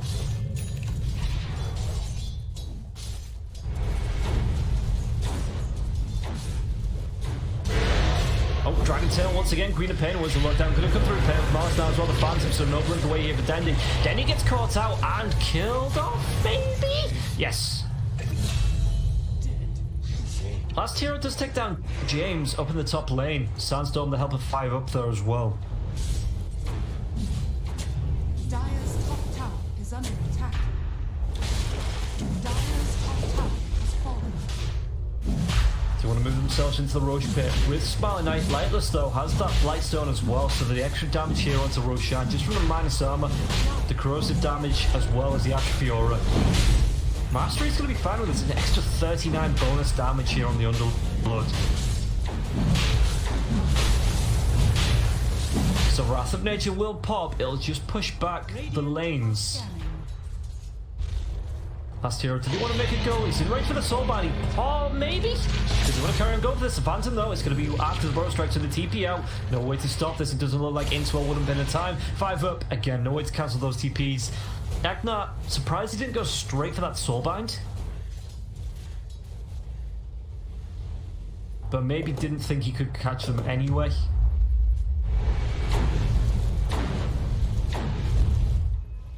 Terrorblade is catching up to Nature's Prophet in terms of net worth. You know, he's avoiding these fights. He's finding the jungle farm. But when it's 6 to 18 and an 8k net worth lead in terms of Empire, they're knocking on your tier 3 towers. Crystallis, he needs to be up for fighting right now, or in the next couple of minutes. Dendy is caught the pin mark once again. The Phantom to stop this, another Atos. So this is going to be another bedlam and another death on Dendy. How many is that now? 2, 5, and 1. Dire's turret has been killed. Precious bone of fear. Mastery might even find Fishman to terrorize.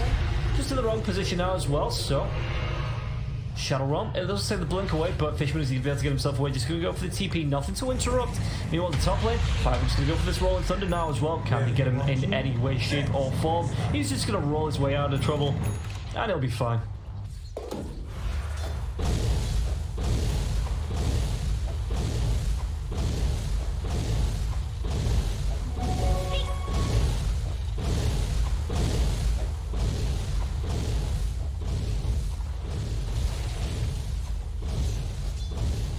Smiley Knight continuing the push in mid, just solo keeping the pressure on. Does have Eknut to back him up if he gets gone on, but gonna see a 4-man smoke. They're pinging out Mastery. Mastery's already away. He's leaving. Oh, he turned this back around. He's gonna be able to find out. Is that gonna be Dendy once again? That is gonna be his 6th death of the match. Just a little bit too far behind the rest of his team, and the Dark Crypt gets Mastery back into the mid lane. 42 permanent damage now as well. Radiant's middle tower has fallen. Dragon Form, the Sprout is out. The Dragon Form will be wearing off. In a little bit anyway, now as well, they're going to be able to get a blink forward. The Dragon Tail up, the Orc, the damage through on Sanking, and James killing spree as he takes down last hero. Structures are fortified. So the Fortify up, Smart Knight's just going to keep on taking damage here, just tanking the tower. Because he's a really tanky beast. You look at him with a 31 health regen now as well, so this tier 3 tower will fall. And B, I'm not sure what they're going to be able to do. Rolling Thunder 5 up though needs to be really careful. Dire's turret has been killed. Lightless's courier will be killed here by the illusions. Maybe the...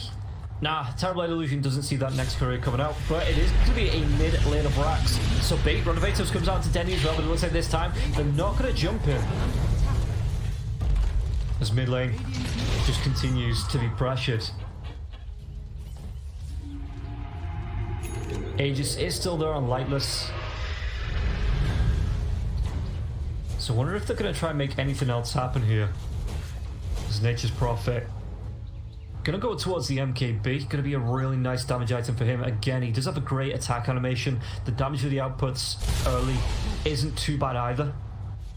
He's got himself his own dust so he can gank onto last hero there as well.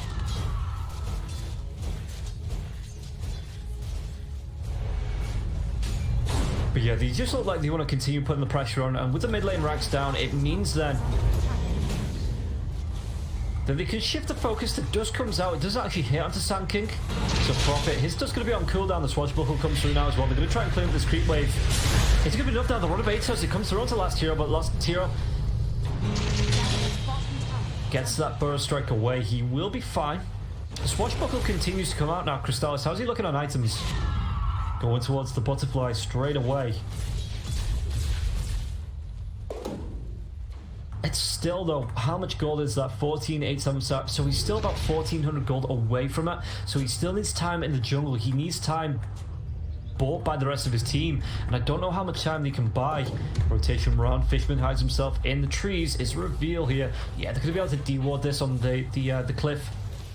But Lightless is just going to TP straight in. Fishman spots it up, so he's going to be able to get that Nightmare off. He gets out at least the Nightmare, the Dragon Tail though, so there's not going to be Fiend Grip. The damage coming through onto the Bane, and Bane will be finished off eventually now. Crystal's trapped inside them, the Fear as well from the Terrorize, so he's not going to be able to get that Sunder off, but there's going to be a good Soulbind as well. The 5-up not lashed to anyone. Aegis will pop.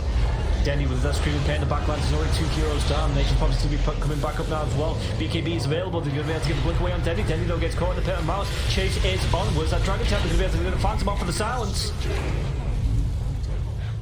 So they take down... Was that 3? Did they take the Sand King? Did Sand King... No, okay, Sand King's still alive. But the chase was the reveal. The Brambles will catch him now as well. Shadow Realm, right-click onto last hero. The dust, so the reveal. So James still going to be able to claim that kill. No way to get away from that, even if the Sand King had the mana. Which he did. That's fair. Yeah, so Crystal is going to be put more on the back foot here. He's queuing up items, but I genuinely don't think he's going to be able to ban these up. Like, let's get a split push out this bottom lane. The tier 2 tower now, the last tier 2 tower on the map for Bait.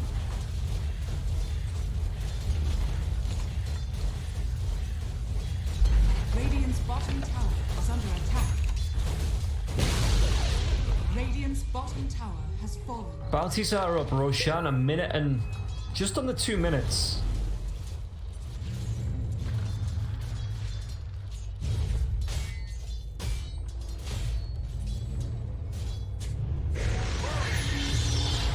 So Fishman blinks in, gets the battle mark. The damage will be there now as well. Fishman, yeah, that's not great.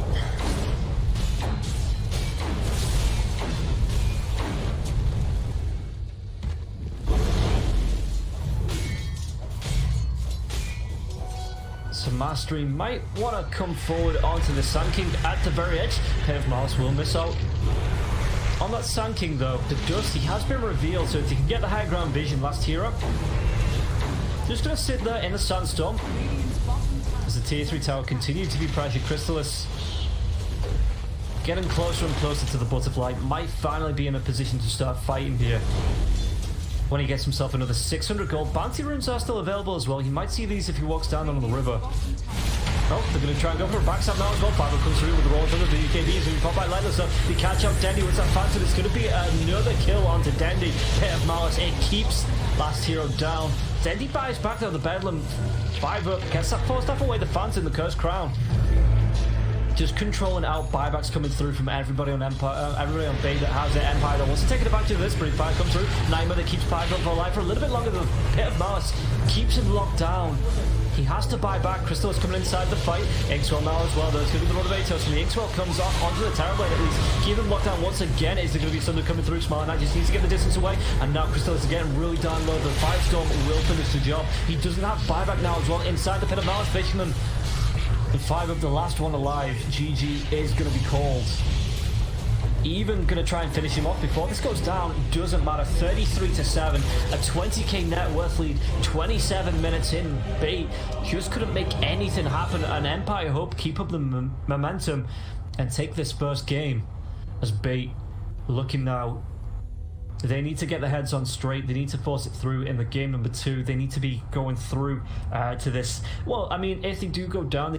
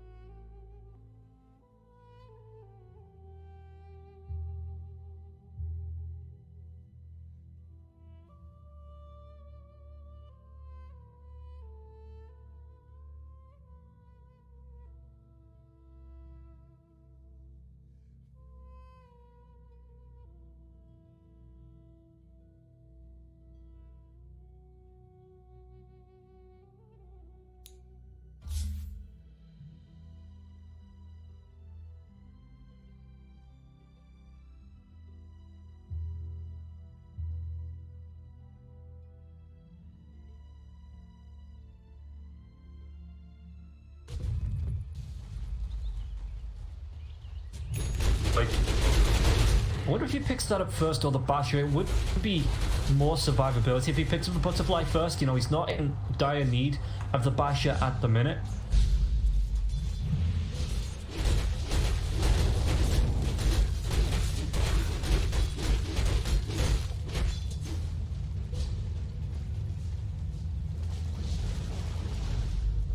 Oh, a little bit of a connection issue.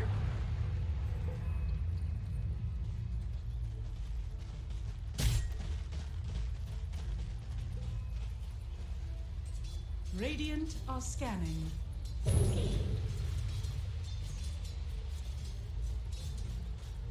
Hopefully it was only me and not just the players.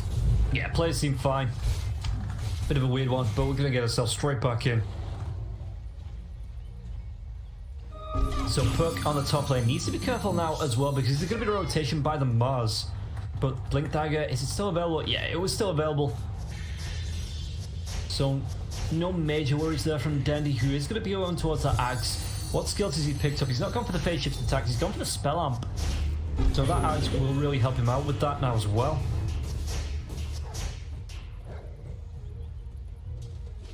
Meanwhile in the mid lane, last hero. One stat pipe. He's already got himself the Crimson Guard, which is a decent amount. Look at his regen here. 36.6 regen with everything combined. And that's not even with the headdress.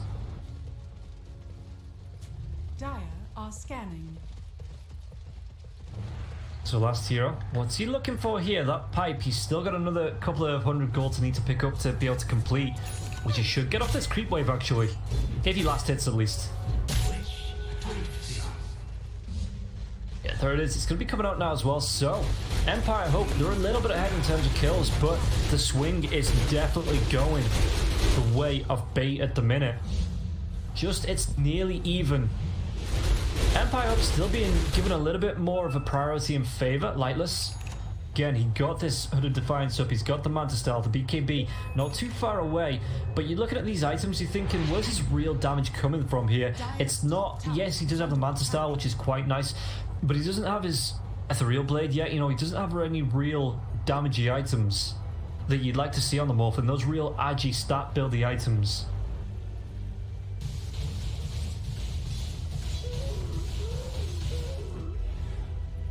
So he is just going to be farming through the jungle. There might be another rotation and another gank here as the last hero leading the line. The smoke comes out. So the illusions from Morphin push this lane back. Do they have an Envision here now as well? They don't. I mean, it wouldn't matter anyway because it's a smoke. Last hero reveals himself. They're not going to be able to get anything out of this, so they just start to back themselves away. Surprised they haven't opted to go for Roshan just yet, but it looks like Dendy, with the last of the smoke, picks himself up a regen rune. Oh, well, I think we're going to find out last hero now as well. The Stormbolt comes through, Smiling Knight, but he's got 5 up coming through with the Searing Chain, Slight Fist up. So Bait just take the high ground. And looking to push through. Dire's bottom tower is under attack.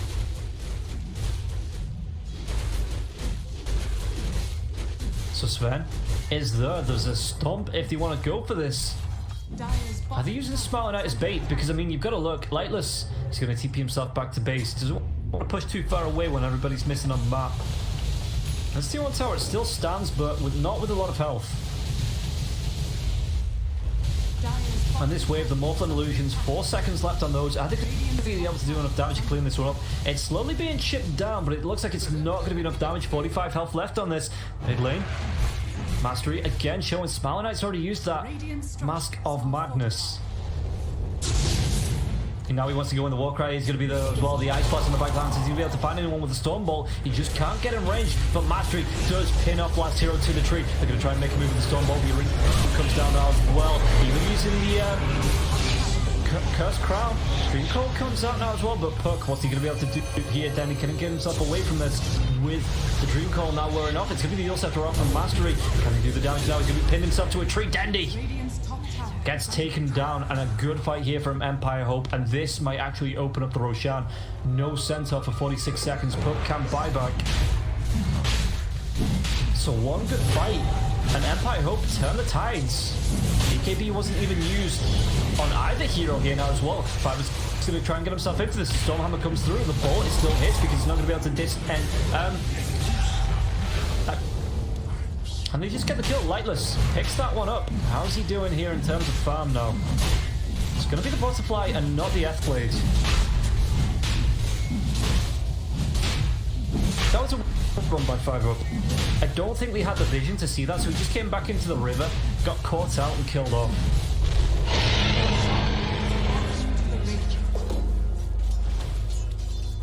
So Ancient Apparition trying to do what he can in terms of net worth right at the bottom of the table. They're going towards that.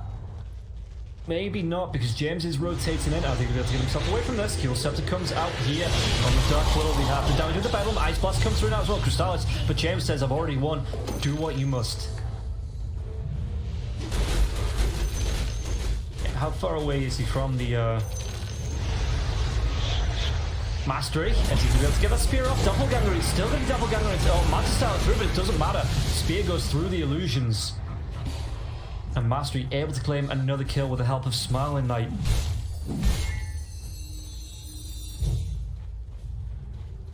But yeah, Ancient Apparition getting close to the Glimmer Cape. Smiling Knight with one more right click. All by himself takes down this bottom tower.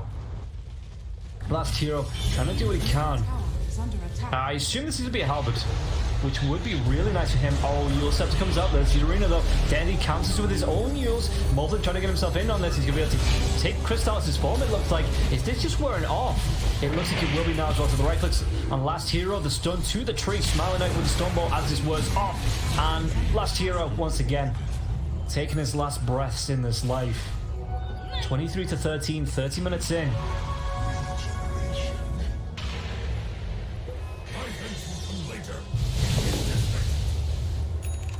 So once again, Empire Hope taking the momentum in their favor, and the win probability going back 75%. Then what did he find here?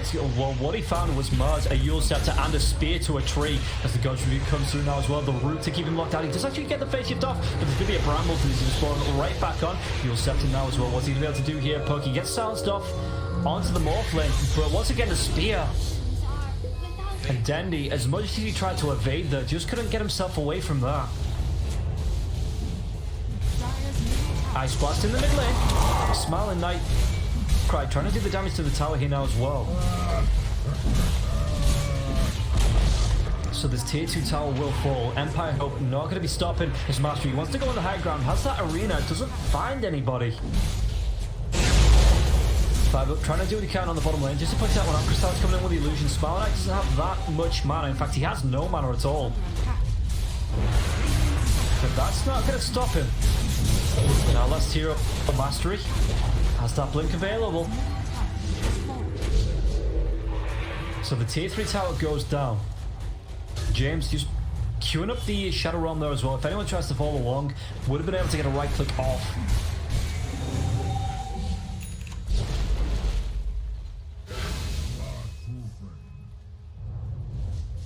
How's Crystallis doing in terms of farm?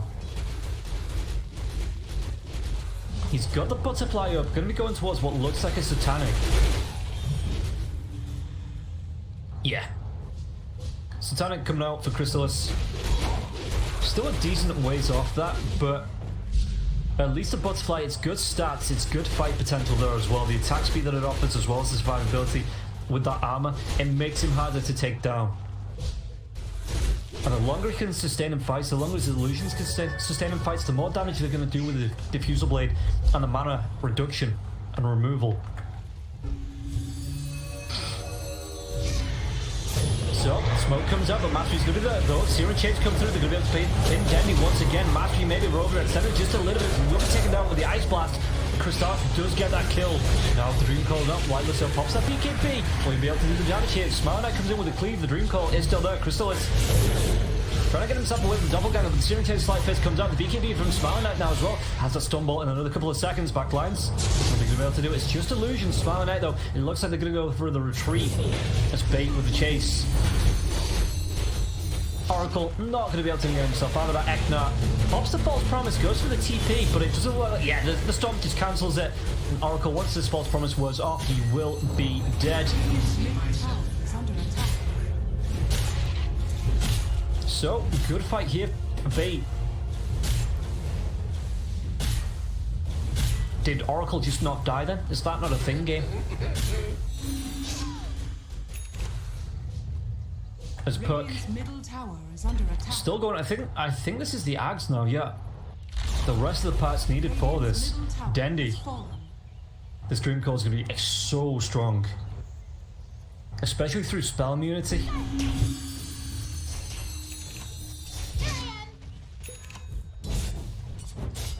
Five up. Radiant's top Actually tower stopped is at the under urn, went attack. back for the Vlads.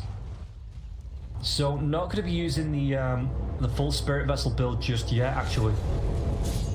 Which, you know, the urn's still not bad on Lightless here.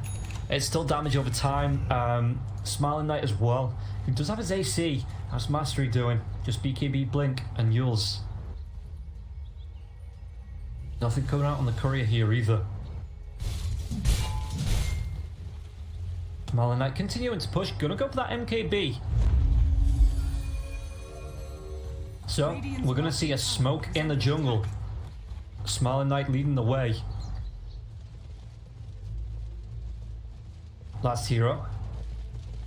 Just keeping hold of the Vampire Fangs, you know, in case anybody needs them. Are they going to be able to get that blink phone? But the BKB comes out, Mastery was going to be the stun. Onto the edge of the arena now as well with the Bedlam. They take down 2. No buyback on Puck here as well. BKBs had to be used. Apart from Sven's, apparently. Which, you know, good. The more BKBs you can save, the better. Never refuse gold given. I wonder if Dandy goes for the BKB next. Is Chrysalis getting close now? How much gold is that? He's about halfway towards the Claymore. So another couple of camps and he will have himself the Satanic.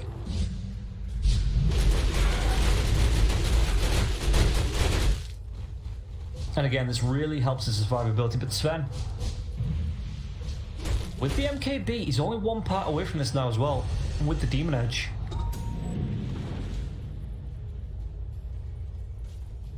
It looks like they want to push up to this tier 2 tower in the top lane. And just look at how fast they're going to be able to take this down. Dire's top tower has fallen. So Puck does have buybacks though. Empire Hope, once again, taking control. Bottom lane last hero, trying to do his best. He's got the Sanji up. I assume, yeah, he's got the Talisman of Evasion queued up now as well. Just going to go for the pause.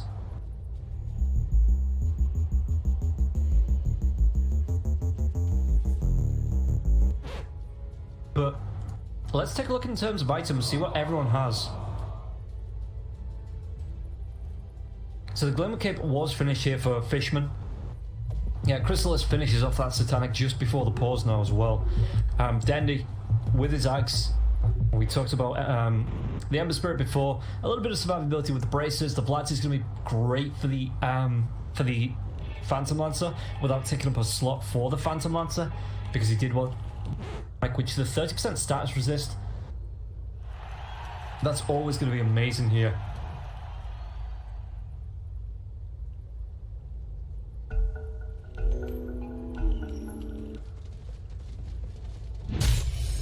Radiant's bottom tower is under attack.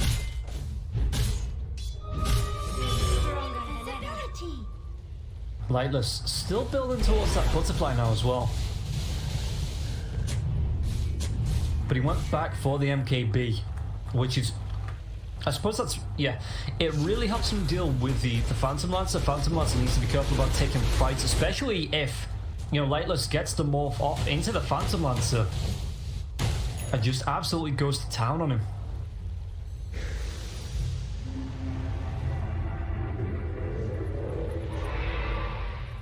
I love that you can't even select the Dark Willow when it's in the Shadow Realm. That's how strong that spell is. Roshan, just over a minute left before he respawns, so maybe Empire Hope starting to group up, look to control this part of the map. Radiant has scanned.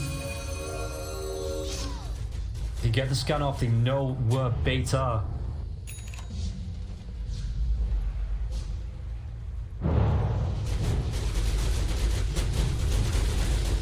So they just move themselves back into the jungle. Again, Roshan, 38 seconds. Mastery is leading the line here. Oh, that's a great item for the Mars if they want to give it over to him. even the Havoc Hammer as well. You give the Havoc Hammer to them as he pops the arena, and then he can spear one player and then just push the other away. Is that what he has coming out now? Courier looking like it? Yeah, it is. Lightless has stolen the PL's form here, but the bottom backlines, are they going to be able to get those couriers across? At least the couriers come through, delivering their items.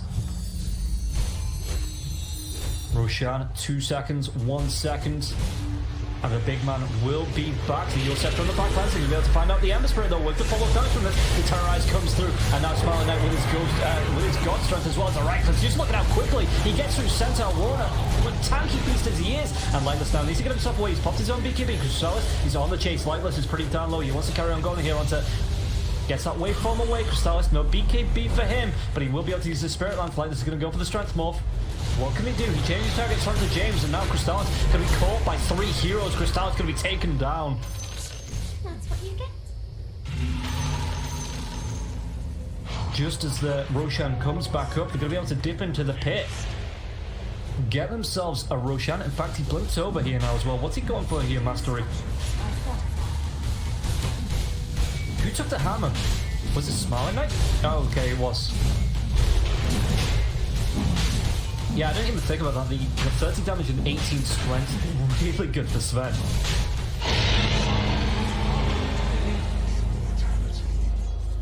And now they lead up 54 seconds without Chrysalis.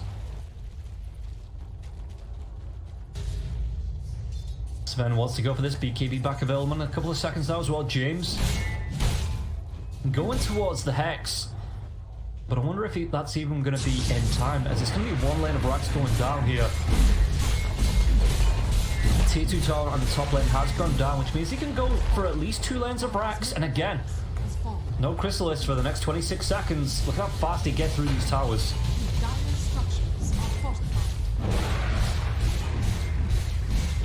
Smiling Knight popping that Mask of Madness before swapping it out here just to get these mangoes regens up. Oh, the storm comes out, the speed's going to miss, and in fact there's a slight physic misses both of them. The Dream Call now as well, but as well as the arena should pay off here now as well, because they have the reveal to the Centaur Warner. They do, the God Strength comes out once again. They lose the Dark Willow. Oh, they might lose a little bit more now with the Searing Chains coming through. Smiling Knight is going to be able to get himself away from this mastery. Might just be left because of the Wolves. But Sven, using that war cry, trying to run himself away. False Promise as well. Does have a TP scroll if he gets himself clear, and Oracle might be another casualty. But at least Smiling Knight gets himself away here. Biden's trying to chase. Denny's behind now as well with a blink. Silence comes out. Eagle Scepter's going to be there. The buyback from the Oracle. Are they going to be able to do the damage with the Ice Blast? He does take the damage here, Sven. Will be able to walk himself back. Shouldn't shatter to this at all. Yeah, this mid lane will start to push in. Who had the Aegis? Still Lightless? Okay, Lightless immediately ran himself away from that.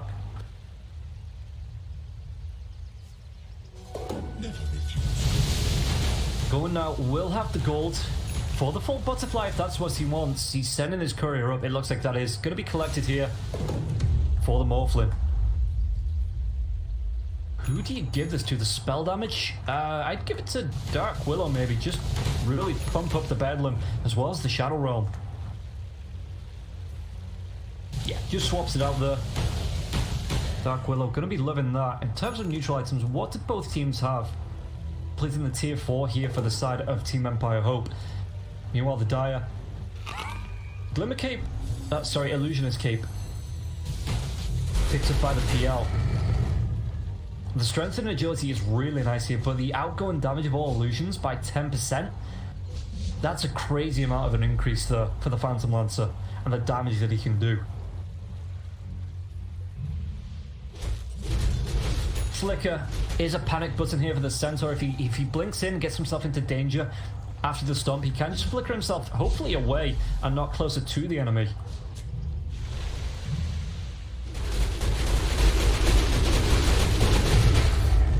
And the magic lamp as well. Ooh, Ember Spirit. No, he's going to be fine with that. Maybe Puck.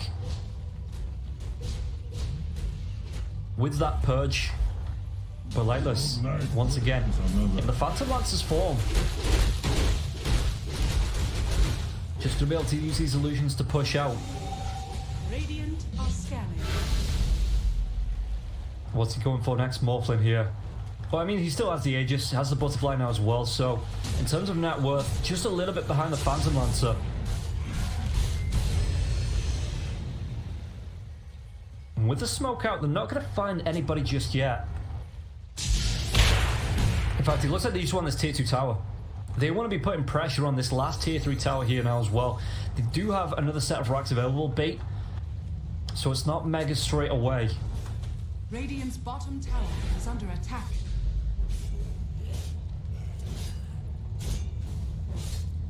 And Puck, once that level 25, the Tome of Knowledge is queued up. It's going to be a little bit away though, so I think he hits the 25 before he even needs that. How's Mastery looking? 23 himself. Smile Knight is at that 25, so he has the plus 32. God Strength. Mastery though. He's looking to set up. No vision by the Dire on this. Oh, it's who's going to be seeing the Puck now as well. The Scepter comes out. Where's that Arena? Who's going to go for the spear against the tree? Not using that Arena just yet. And the damage through onto the Puck. He's going to be able to use the... Yeah, the Aeon Disc that he has. The extra health and mana, obviously nice. But that keeping him alive as soon as his health drops too low. The automatic panic button here. Puck going to be super grateful as that, as the Aegis does wear off. Most want to go for a Basher.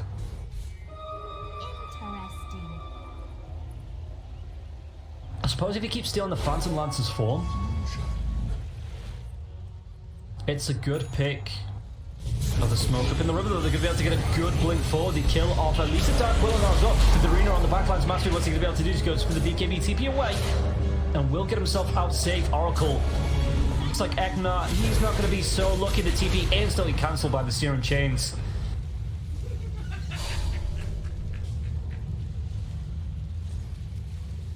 And the team just getting a good jump here, bait.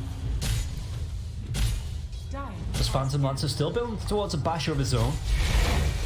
He could pick it up if he wants to. How's his back looking? At least a Basher. If he sells this magic wand, the gold will be there. Morph, just keeping the pressure out on the top lane. Like I said, just split pushing this out. If you keep the pressure here, it means that, especially with the lane of racks being down, bait can't be outside of the base for too long. Roshan, it's a minute and 46 at least before he's back up. Radiant's bottom tower is under attack.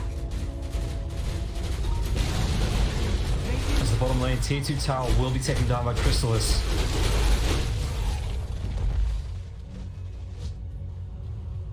And Smiling Knight,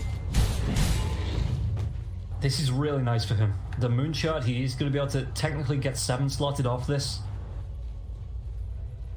You know, then build into Satanic as well, because his BKB, it's down to 7 seconds. I thought that might have been down to 5 seconds already. But obviously not needed to use it as much as the rest of his team.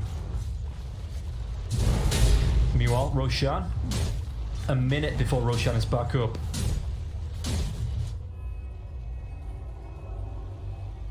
As James gonna go for an Aeon Disc of his own. What are the supports on the side of the Dire going to go for here? Bait, he's got himself the Glimmer Cape, the Magic Lamp again. Just that 400 health helps keep him alive. And then the Hard Dispel as well. 5 up. Actually sold the urn, it looks like. Got himself the Blink Dagger, the gem is there now as well. And last hero, Halberd, yeah, this is great for him. Gonna go towards F-Blade of his own, it looks like here. Empire not even smoking when they group up, looking for this fight. Mastery leading the line. Yeah, they do put the ping onto that tier 2 tower. Sven will be able to pull these creeps in. Pops the hammer just to do a little bit of extra damage. But it doesn't draw bait in. Bait 22 seconds before Roshan. It's going to be a super quick one. With both outposts as well, I'm surprised he didn't take this back. I don't know how long this has actually been like this here. Dendy maybe looking for the jump. Mastery gets it onto the creeps. The Ulceptor comes out to Mastery now as well. Where's that fight going to follow up from? It doesn't look like they want to go here quickly. Empire Hope. As Bait just back themselves away from Roshan. Refresher shot. That'd be really nice on either Dendy or on Fishman. Radiant's bottom tower is under attack. Meanwhile, a double save on the Oracle. That'd just be as sweet for the side of Empire Hope. Both teams now on opposite sides of the map. Radiant's top tower is under attack. Ember Spirit, where can he jump to? Where's his remnant? There's his remnant. So Roshan has been started. To the Radiant have any vision over this. Mastery's going to dive forward now as well with the Ulceptor. Well, he can go to do against both. The Hex comes out. Mastery pops up BKB now as well. With the phase shift away, the Ice Blast into the arena. Last hero, can he get himself away from this? Because the God Strength comes through from Sven, and he absolutely decimates everybody in this team. Look at the cleave damage even coming through from this now as well. Crystallize needs to get himself away. But the Brombles are going to be there as well. The Bedlam is doing damage with the False Promise, though. Is he going to be able to get himself away here?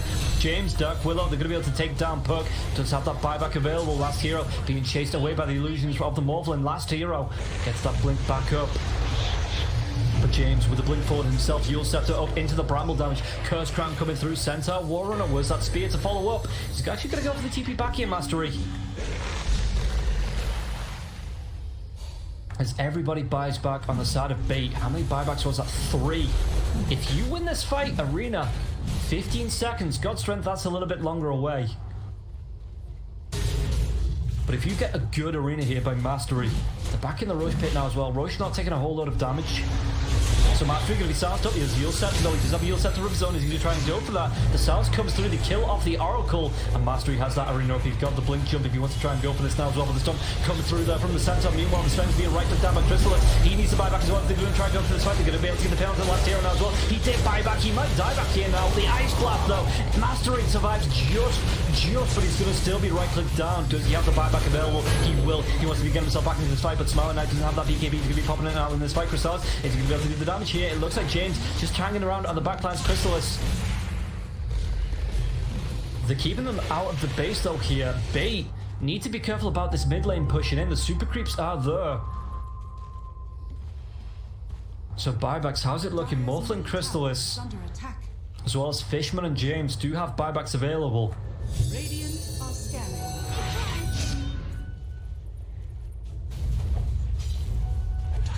These creeps even going to get delaying the catapult here now as well. But Empire Hope, they see the remnant. Do they keep anybody here just in case he jumps back to that? Hope comes through. They see Smiling Knight. BKB down for 25 seconds. They'll be able to get the lead on Crystallize now as well. The spear hits him to the tree. Did he have the lockdown to take him? Because he has no buyback. He's already used. Oh no, he does. So he may get confused with everybody else's now. So once again comes out. Sven is going to be able to clear through. Do the damage with the Terrorize now as well. They find the real one. The Brombles are going to be dropped. But Crystallis, he gets caught out. The Doppelganger though, he's still going to be zip-zapping around. Has to buy it back. Backlands. James False Promise comes out to him. The Bedlam now as well. 5 up. Going to be stunned by the Stormbolt. And this is going to be a dead Ember Spirit. It looks like you'll just have to come through. It doesn't matter. Smiling Knight needs to survive. He did buy back. Lightless pops his BKB. He's going to try and right-click down Crystallize now as well. The gem is on the deck. The Ice Blast. Lightless can he get himself away? He jumps over, takes the Puck's form. Phase shift now as well. Lightless looking for the escape, but he gets locked down. And killed off, question mark? Eventually he will be. With this amount of lockdown being offered, he should not. Does have the buyback available though if you want to go back in. Everybody on the side of Empire Hope healing back up. Pause comes out. I wouldn't be surprised to see Sven just buy that straight out, swap the Moonshard in, consume that, and try and go in with the extra 25 strength on the Reaver. Or maybe even use the Morbid Mask just to try and sustain. Because if you look at the buybacks, the big one is the Morphlin. Does he want to try and buy back into this fight?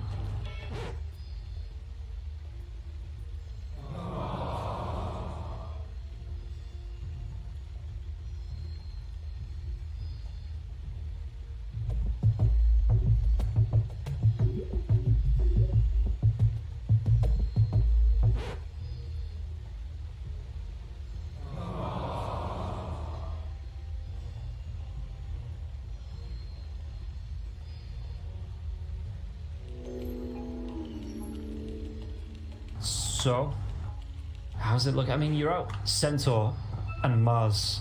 You're out the Ember Spirit though for 90 seconds. If this Morphling buys back, you're going to be able to go 4 versus 4 into the fight. And if you get any pickoffs at all, apart from the AA, if you get any pickups apart from the AA here, Empire Hope, you potentially push both the Puck and Chrysalis out for, what's that, 100 seconds each? Similarly though, Dendy and Chrysalis, they're going to be looking 30 seconds without the Satanic. Is this the window that Empire Hope need? As Fishman. No Ice Blast for 18 seconds. Does have the mana with the clarity though once he pops that in 6 seconds. Are they just going to let Roche go? It looks like they are.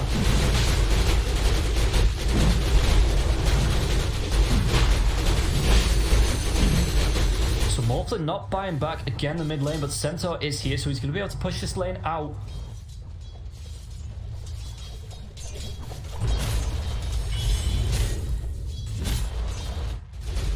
Still a Roshan. It's not going to be time now. He can't buy back and rotate for this. It's going to be way too late. A refresher shot here for Dendy, or Fishman, and Aegis for Crystallis. I'm surprised he didn't buy back and just carry on going. Are under attack.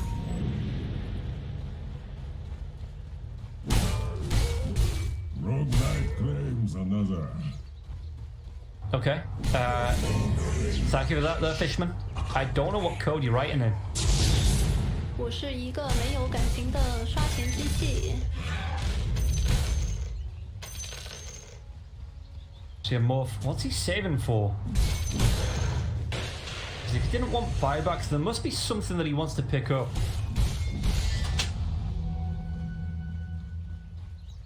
Or maybe just save it now that he can take a fight. He's the only core with buyback. So a 5 versus 5 on Empire Hope's terms will go in their favor. But this Phantom Lancer is just way too big. Gonna go to a Skadi now himself, and he has the gold for it. Pretty much. I wonder what he swaps out. Maybe just keeps it, because he's already swapped his boots.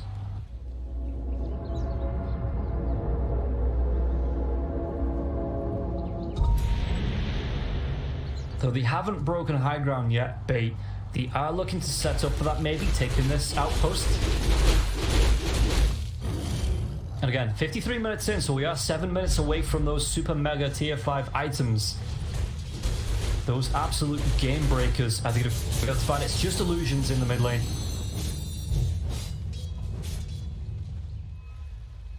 So Lightless. Yeah, just keeping that 3k gold. He's got just enough for the buyback. The Rats being pressured in by the Sven illusions. This range one's getting pretty darn low as well. The illusions might actually be able to take it. They will. So this lane gonna pressure in from every other wave now that spawns. So again, this is just something that Bait need to be aware of. If they leave the base for way too long, the waves are just gonna automatically push in. Then he finds himself an arcane rune. Does he just pop that and swap back to the Octarine core? In fact, let's take a look at the hero levels as well. Chrysalis as well as Smiling Knight 28. Lightless 28 here now as well, so no 30s just yet.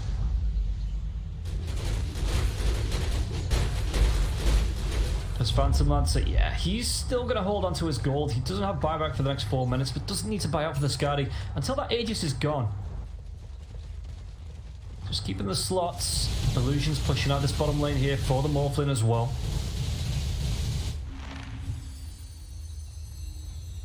Sven, he did consume the Moonshard. Probably swaps out. He's not got anything queued up, so he didn't pick up the Mask or the Reaver.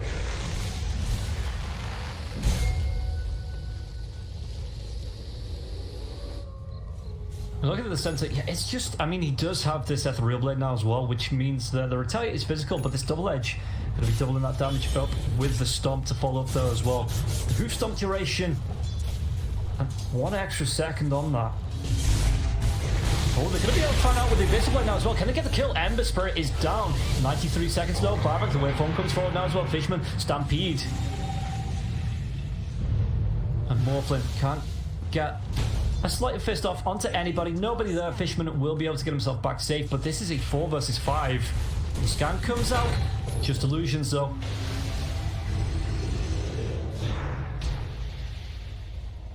Is this their opening here? Because they've still got an Aegis to contend with on the Phantom Lancer. So that pickup was nice, but it is still technically a 5 versus 5. As Phantom Lancer getting towards 10k gold. Wonder if he just buys himself a Moonshot. Buys one up for the puck as well, maybe.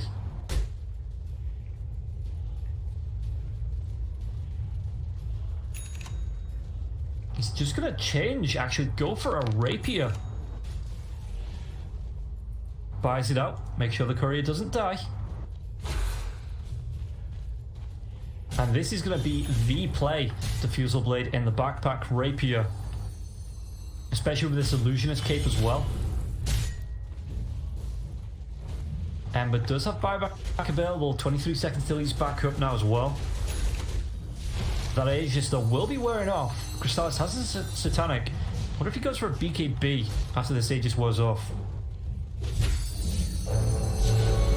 Yeah, there it goes.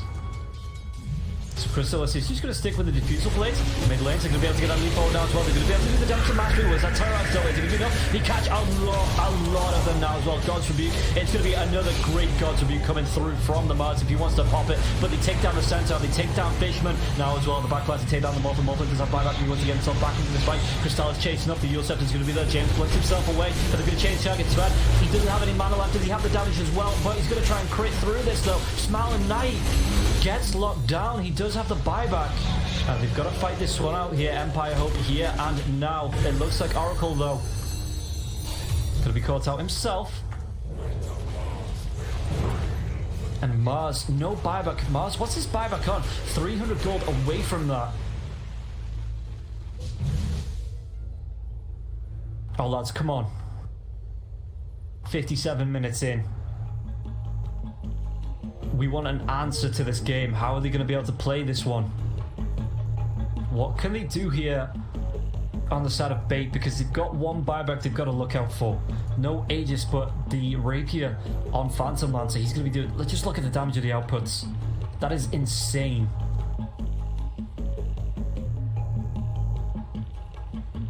Buybacks. Everybody but the Mars, it seems like... And the Morphlin, who just bought back as well. So everybody but the Mars and the Morphlin here on the side of Empire Hope. Meanwhile on the side of Bait, it is 50 seconds off the buyback for the Phantom Lancer. He definitely has the gold here. Puck does have his. Centaur just had to buy it back. Ancient Apparition had to buy it back. Ember Spirit does have his now as well. Yeah, with a decent amount of gold on this buyback.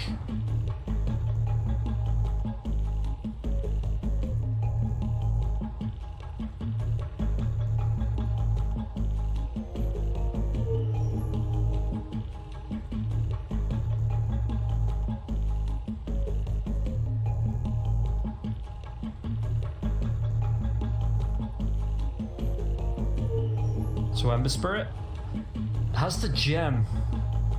Lightless, what's he going to be able to do here? Just for dewarding purposes, which means that they can blind... the gem for the dewarding purposes means they can blind Empire Hope outside of the base. Make it really hard for Empire Hope to guess where the rest of Bait are if they only see a couple of heroes here.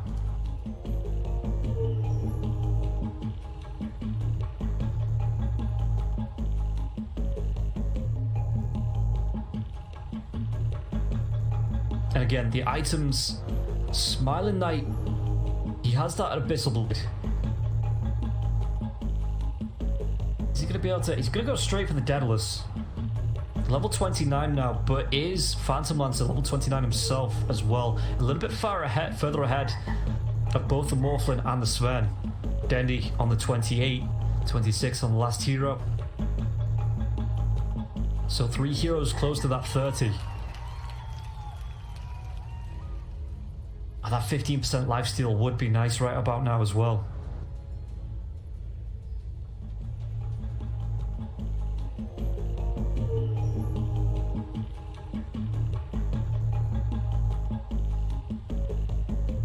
Cooldown reduction, 10 agility, always appreciated by the Morphling. Crystalis, what's he going to be able to get out? In fact, is he going to be able to get out? The top lane, again, that's still going to be pushing in with the super range creeps. There's 4 of those here now as well. Everybody, though, is there a remnant in base to stop this in? It looks like there's not. So it's going to be relying on TPs to defend this. And with 4 super creeps, even though the range creeps, and another 2 coming in now as well, this might be a little bit of danger here for this melee Rax. Bottom lane is pushing in slowly again. Just the 4 creeps stepping up. There's only 2 range creeps on the side of bait.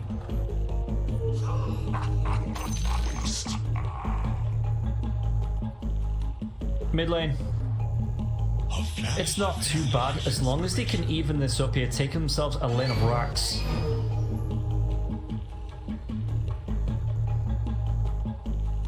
Mars, there's nothing he can do to get that extra 300 gold that he needs for this buyback.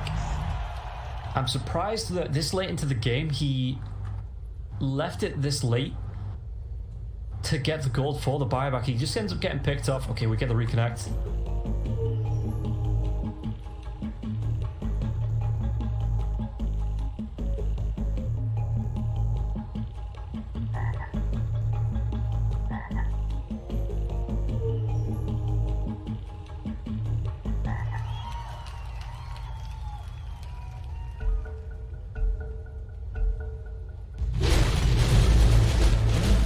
So,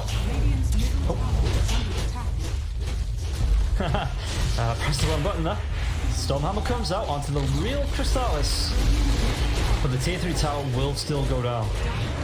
Melee Rax as well being pressured. Let's see what's going on with the top Rax as well. Nothing to defend this. This is going to be a massive creep wave, but they're going to keep the pressure on. They take down the range Rax now as well.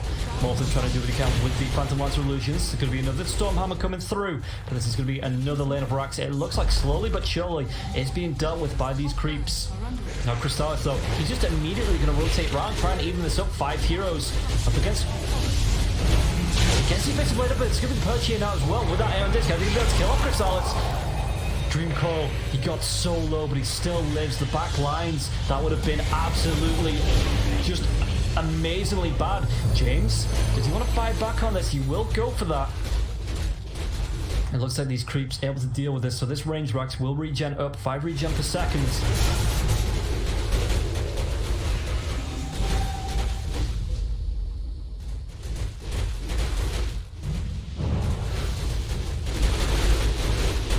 Roshan, 50 seconds at least before he's back to life here now as well.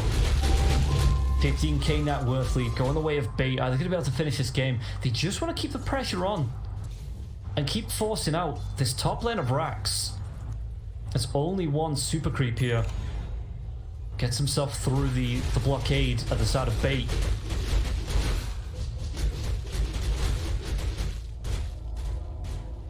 What are they going to be able to do with all 5 heroes up? Buybacks though slowly starting to come back from the side of bait.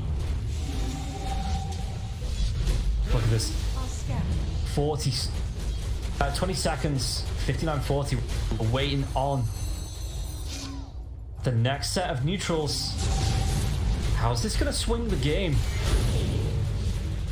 Because bait are really choking Empire Hub back into their base. You know, they're keeping them pressured in, so they can't come out, can't farm these neutral creeps, can't get close to the neutral items. But Oracles was Mars are going to rotate out here. Mars still needs 500 gold for the buyback. Trident recipe for... That's actually not too bad for the Phantom Lancer, though he doesn't have any of the pieces, so probably just going to be keeping hold of this. But this 75 damage, 10 was it 10 or 5, 7 armor corruption. He sent it back. Who's picked it up? It's going to be Smiling. Okay, no, it's not going to be Smiling.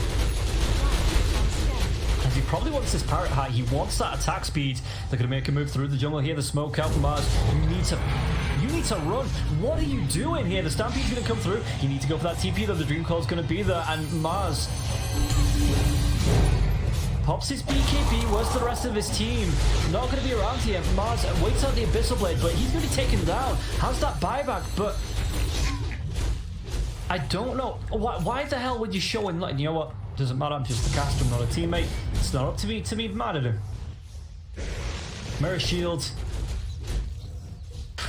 The strongest tier 5 in the game. Reflects a spell every 8 seconds.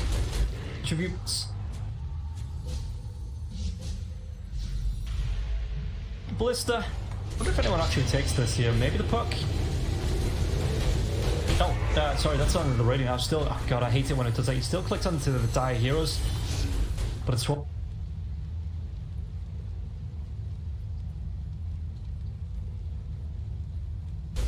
False items, Mirror Shield. Anybody could have taken that trident up? Doesn't look like anybody has the slots on the side of the Dire. Buyback and Mars. This is probably going to be the final fight here. Because whichever way this comes out, Roshano is going to be able to get to it on the back lines, and it's going to be Mastery once again being locked down. He pops to EKB, but he's got a little bit too far now as well. He does have that magic lamp. It will pop it though. The ice block will be there. Mastery will shatter. Back lines, I think we'll try and anything from this now as well. The Terrorize comes out. Smile Knight could have tried and chase on. This is the real Crystallis though. Stormhammer though, it's going to be popped by that. God, I hate that Mirror Shield. False Promise though to be used, and Smiling Knight though, he gets to kill the buyback towards that rapier. It's on the deck. They get it onto Lightless. He's got himself 2 rapiers. The damage. Fishman, can they chase this one out? Couldn't get that steering chains off to keep what looked like, was that puck? To keep Lightless locked down with a Stygian Desolator. Radiant's bottom tower is under attack. And 2 rapiers. Holy crap. Nobody but the Ember Spirit here has a buyback. Roshan is up. So Crystallis, does he have to go for another rapier? He does, with no buyback available as well. After this, Roshan will be able to pick that one up. Roshan though, it's going to be a little bit slower than if he was doing it with his rapier. Has this Apex as well. Both teams should have all 4. Okay. Ben, gonna go for the farm. Doesn't actually find one here. Just wait for that last neutral item here from T5s. For the Dire too. They have the Fallen Sky. They have the Apex. They have the Mirror Shield. God, it's gonna be the Phantom Lancer here with the Aghanim Shard. Got the refresher though. Yeah, that is going to be puck. It's going to be a great refresher on the puck. If you catch him with 2 Dream Coils,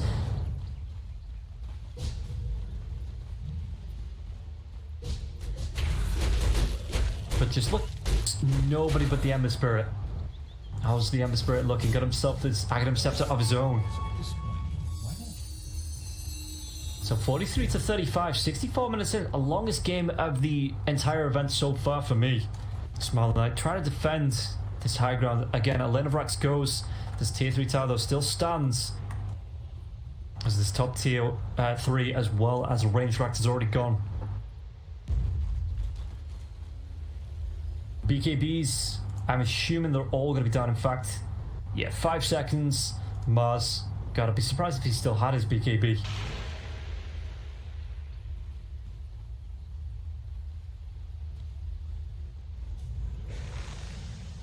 They still have a lot of the map control now as well. James, he's a minute and a little bit off. A Smile Knight, he's going to be chased down by the illusions. I wonder if he goes. He's still going for this Deadless.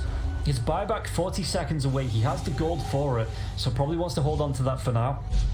9 seconds away from his. And with 2 rapiers, he's pretty much, with a Stygian Desolator as well, he is 7 slotted here. Wants a Deadless. I wonder what he swaps out for the Deadless of his own. Maybe potentially the... To give up the Manta style here.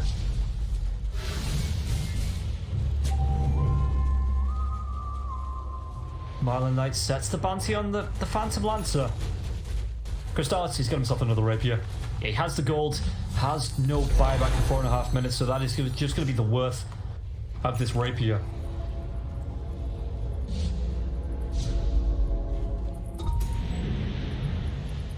Two outposts can be traded back, or at least the Dire outpost is going to be retaken here by the side of the Dire. Phantom Lancer with this Aegis, with the Apex as well. Just, he's a pretty damagey hero, especially when the tank comes up from the Satanic Apex again. Benefiting with that. He's not going to be giving up the Trident recipe. Nobody going to be using that, it looks like. Anybody pick up that Ballista yet on the side of the Radiant? No, that's just going to be left, and they still don't have that fourth item.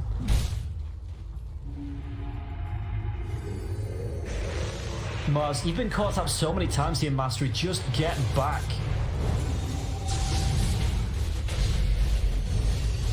What are they going to do? Let's say they actually want to fight out into this. Where's the arena, though? It's going to be the Badger, the Abyssal Blade onto Mars. Mars once again gets caught out, tries to run himself away. The Badger's just too strong. Terrorize now as well with the Doppelganger. It's going to be up the Yosefta now as well. Onto that Ember Spirit. I think he's going to keep him locked down. Mastery, if he can try and fight through this. The Spear, though, it doesn't actually push last hero back any further than that arena. Everybody's outside of it. And Mars gets taken down once again. Ember Spirit comes through now. What are they going to be able to do? Lightless. He's got that Manta Style. He can pop that. Just use his illusions to do the right-click damage if he wants to. James at least does have the buyback available as Bait looking to target this top lane of Rax. Tier 3 tower, 79 health left.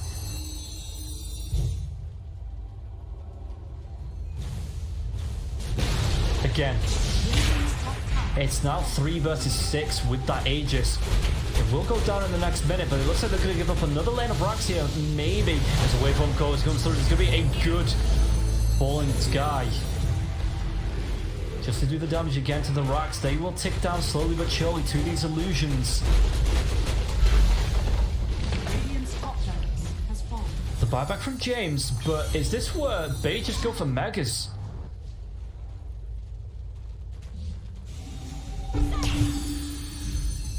Dendi with the silence. Again, just holding on to this mirror shield as well. Good for most of the lockdown spells that come his way. Adaptive Strike going to be dodged off here by Crystallis with those Doppelgangers. And again, he has a Rapier now as well. So Sven, maybe eyeing this one up on the Doppelganger. It just keeps coming out every... What is that now? With the 4 seconds, it's going to be every 6 seconds it comes out. Smart and that gets locked down. Pops his BKB. False Promise now as well. There's going to be a good Dream Call onto 2 heroes. Sven just waits it out. The BKB though has gone now as well. So Crystallis just backs himself away. The Maggot to get the Abyssal Blade to jump onto Crystallis with the 4 step away. They're going to be able to lock him down for any amount of time. The arena, the Spear's going to be there as well. Phantom Lancer, they need them to reveal, but he gives himself on the other side. Another Rapier on the deck. Mars picks it up. Says thank you for your contribution. As Ember Spirit goes down in the base.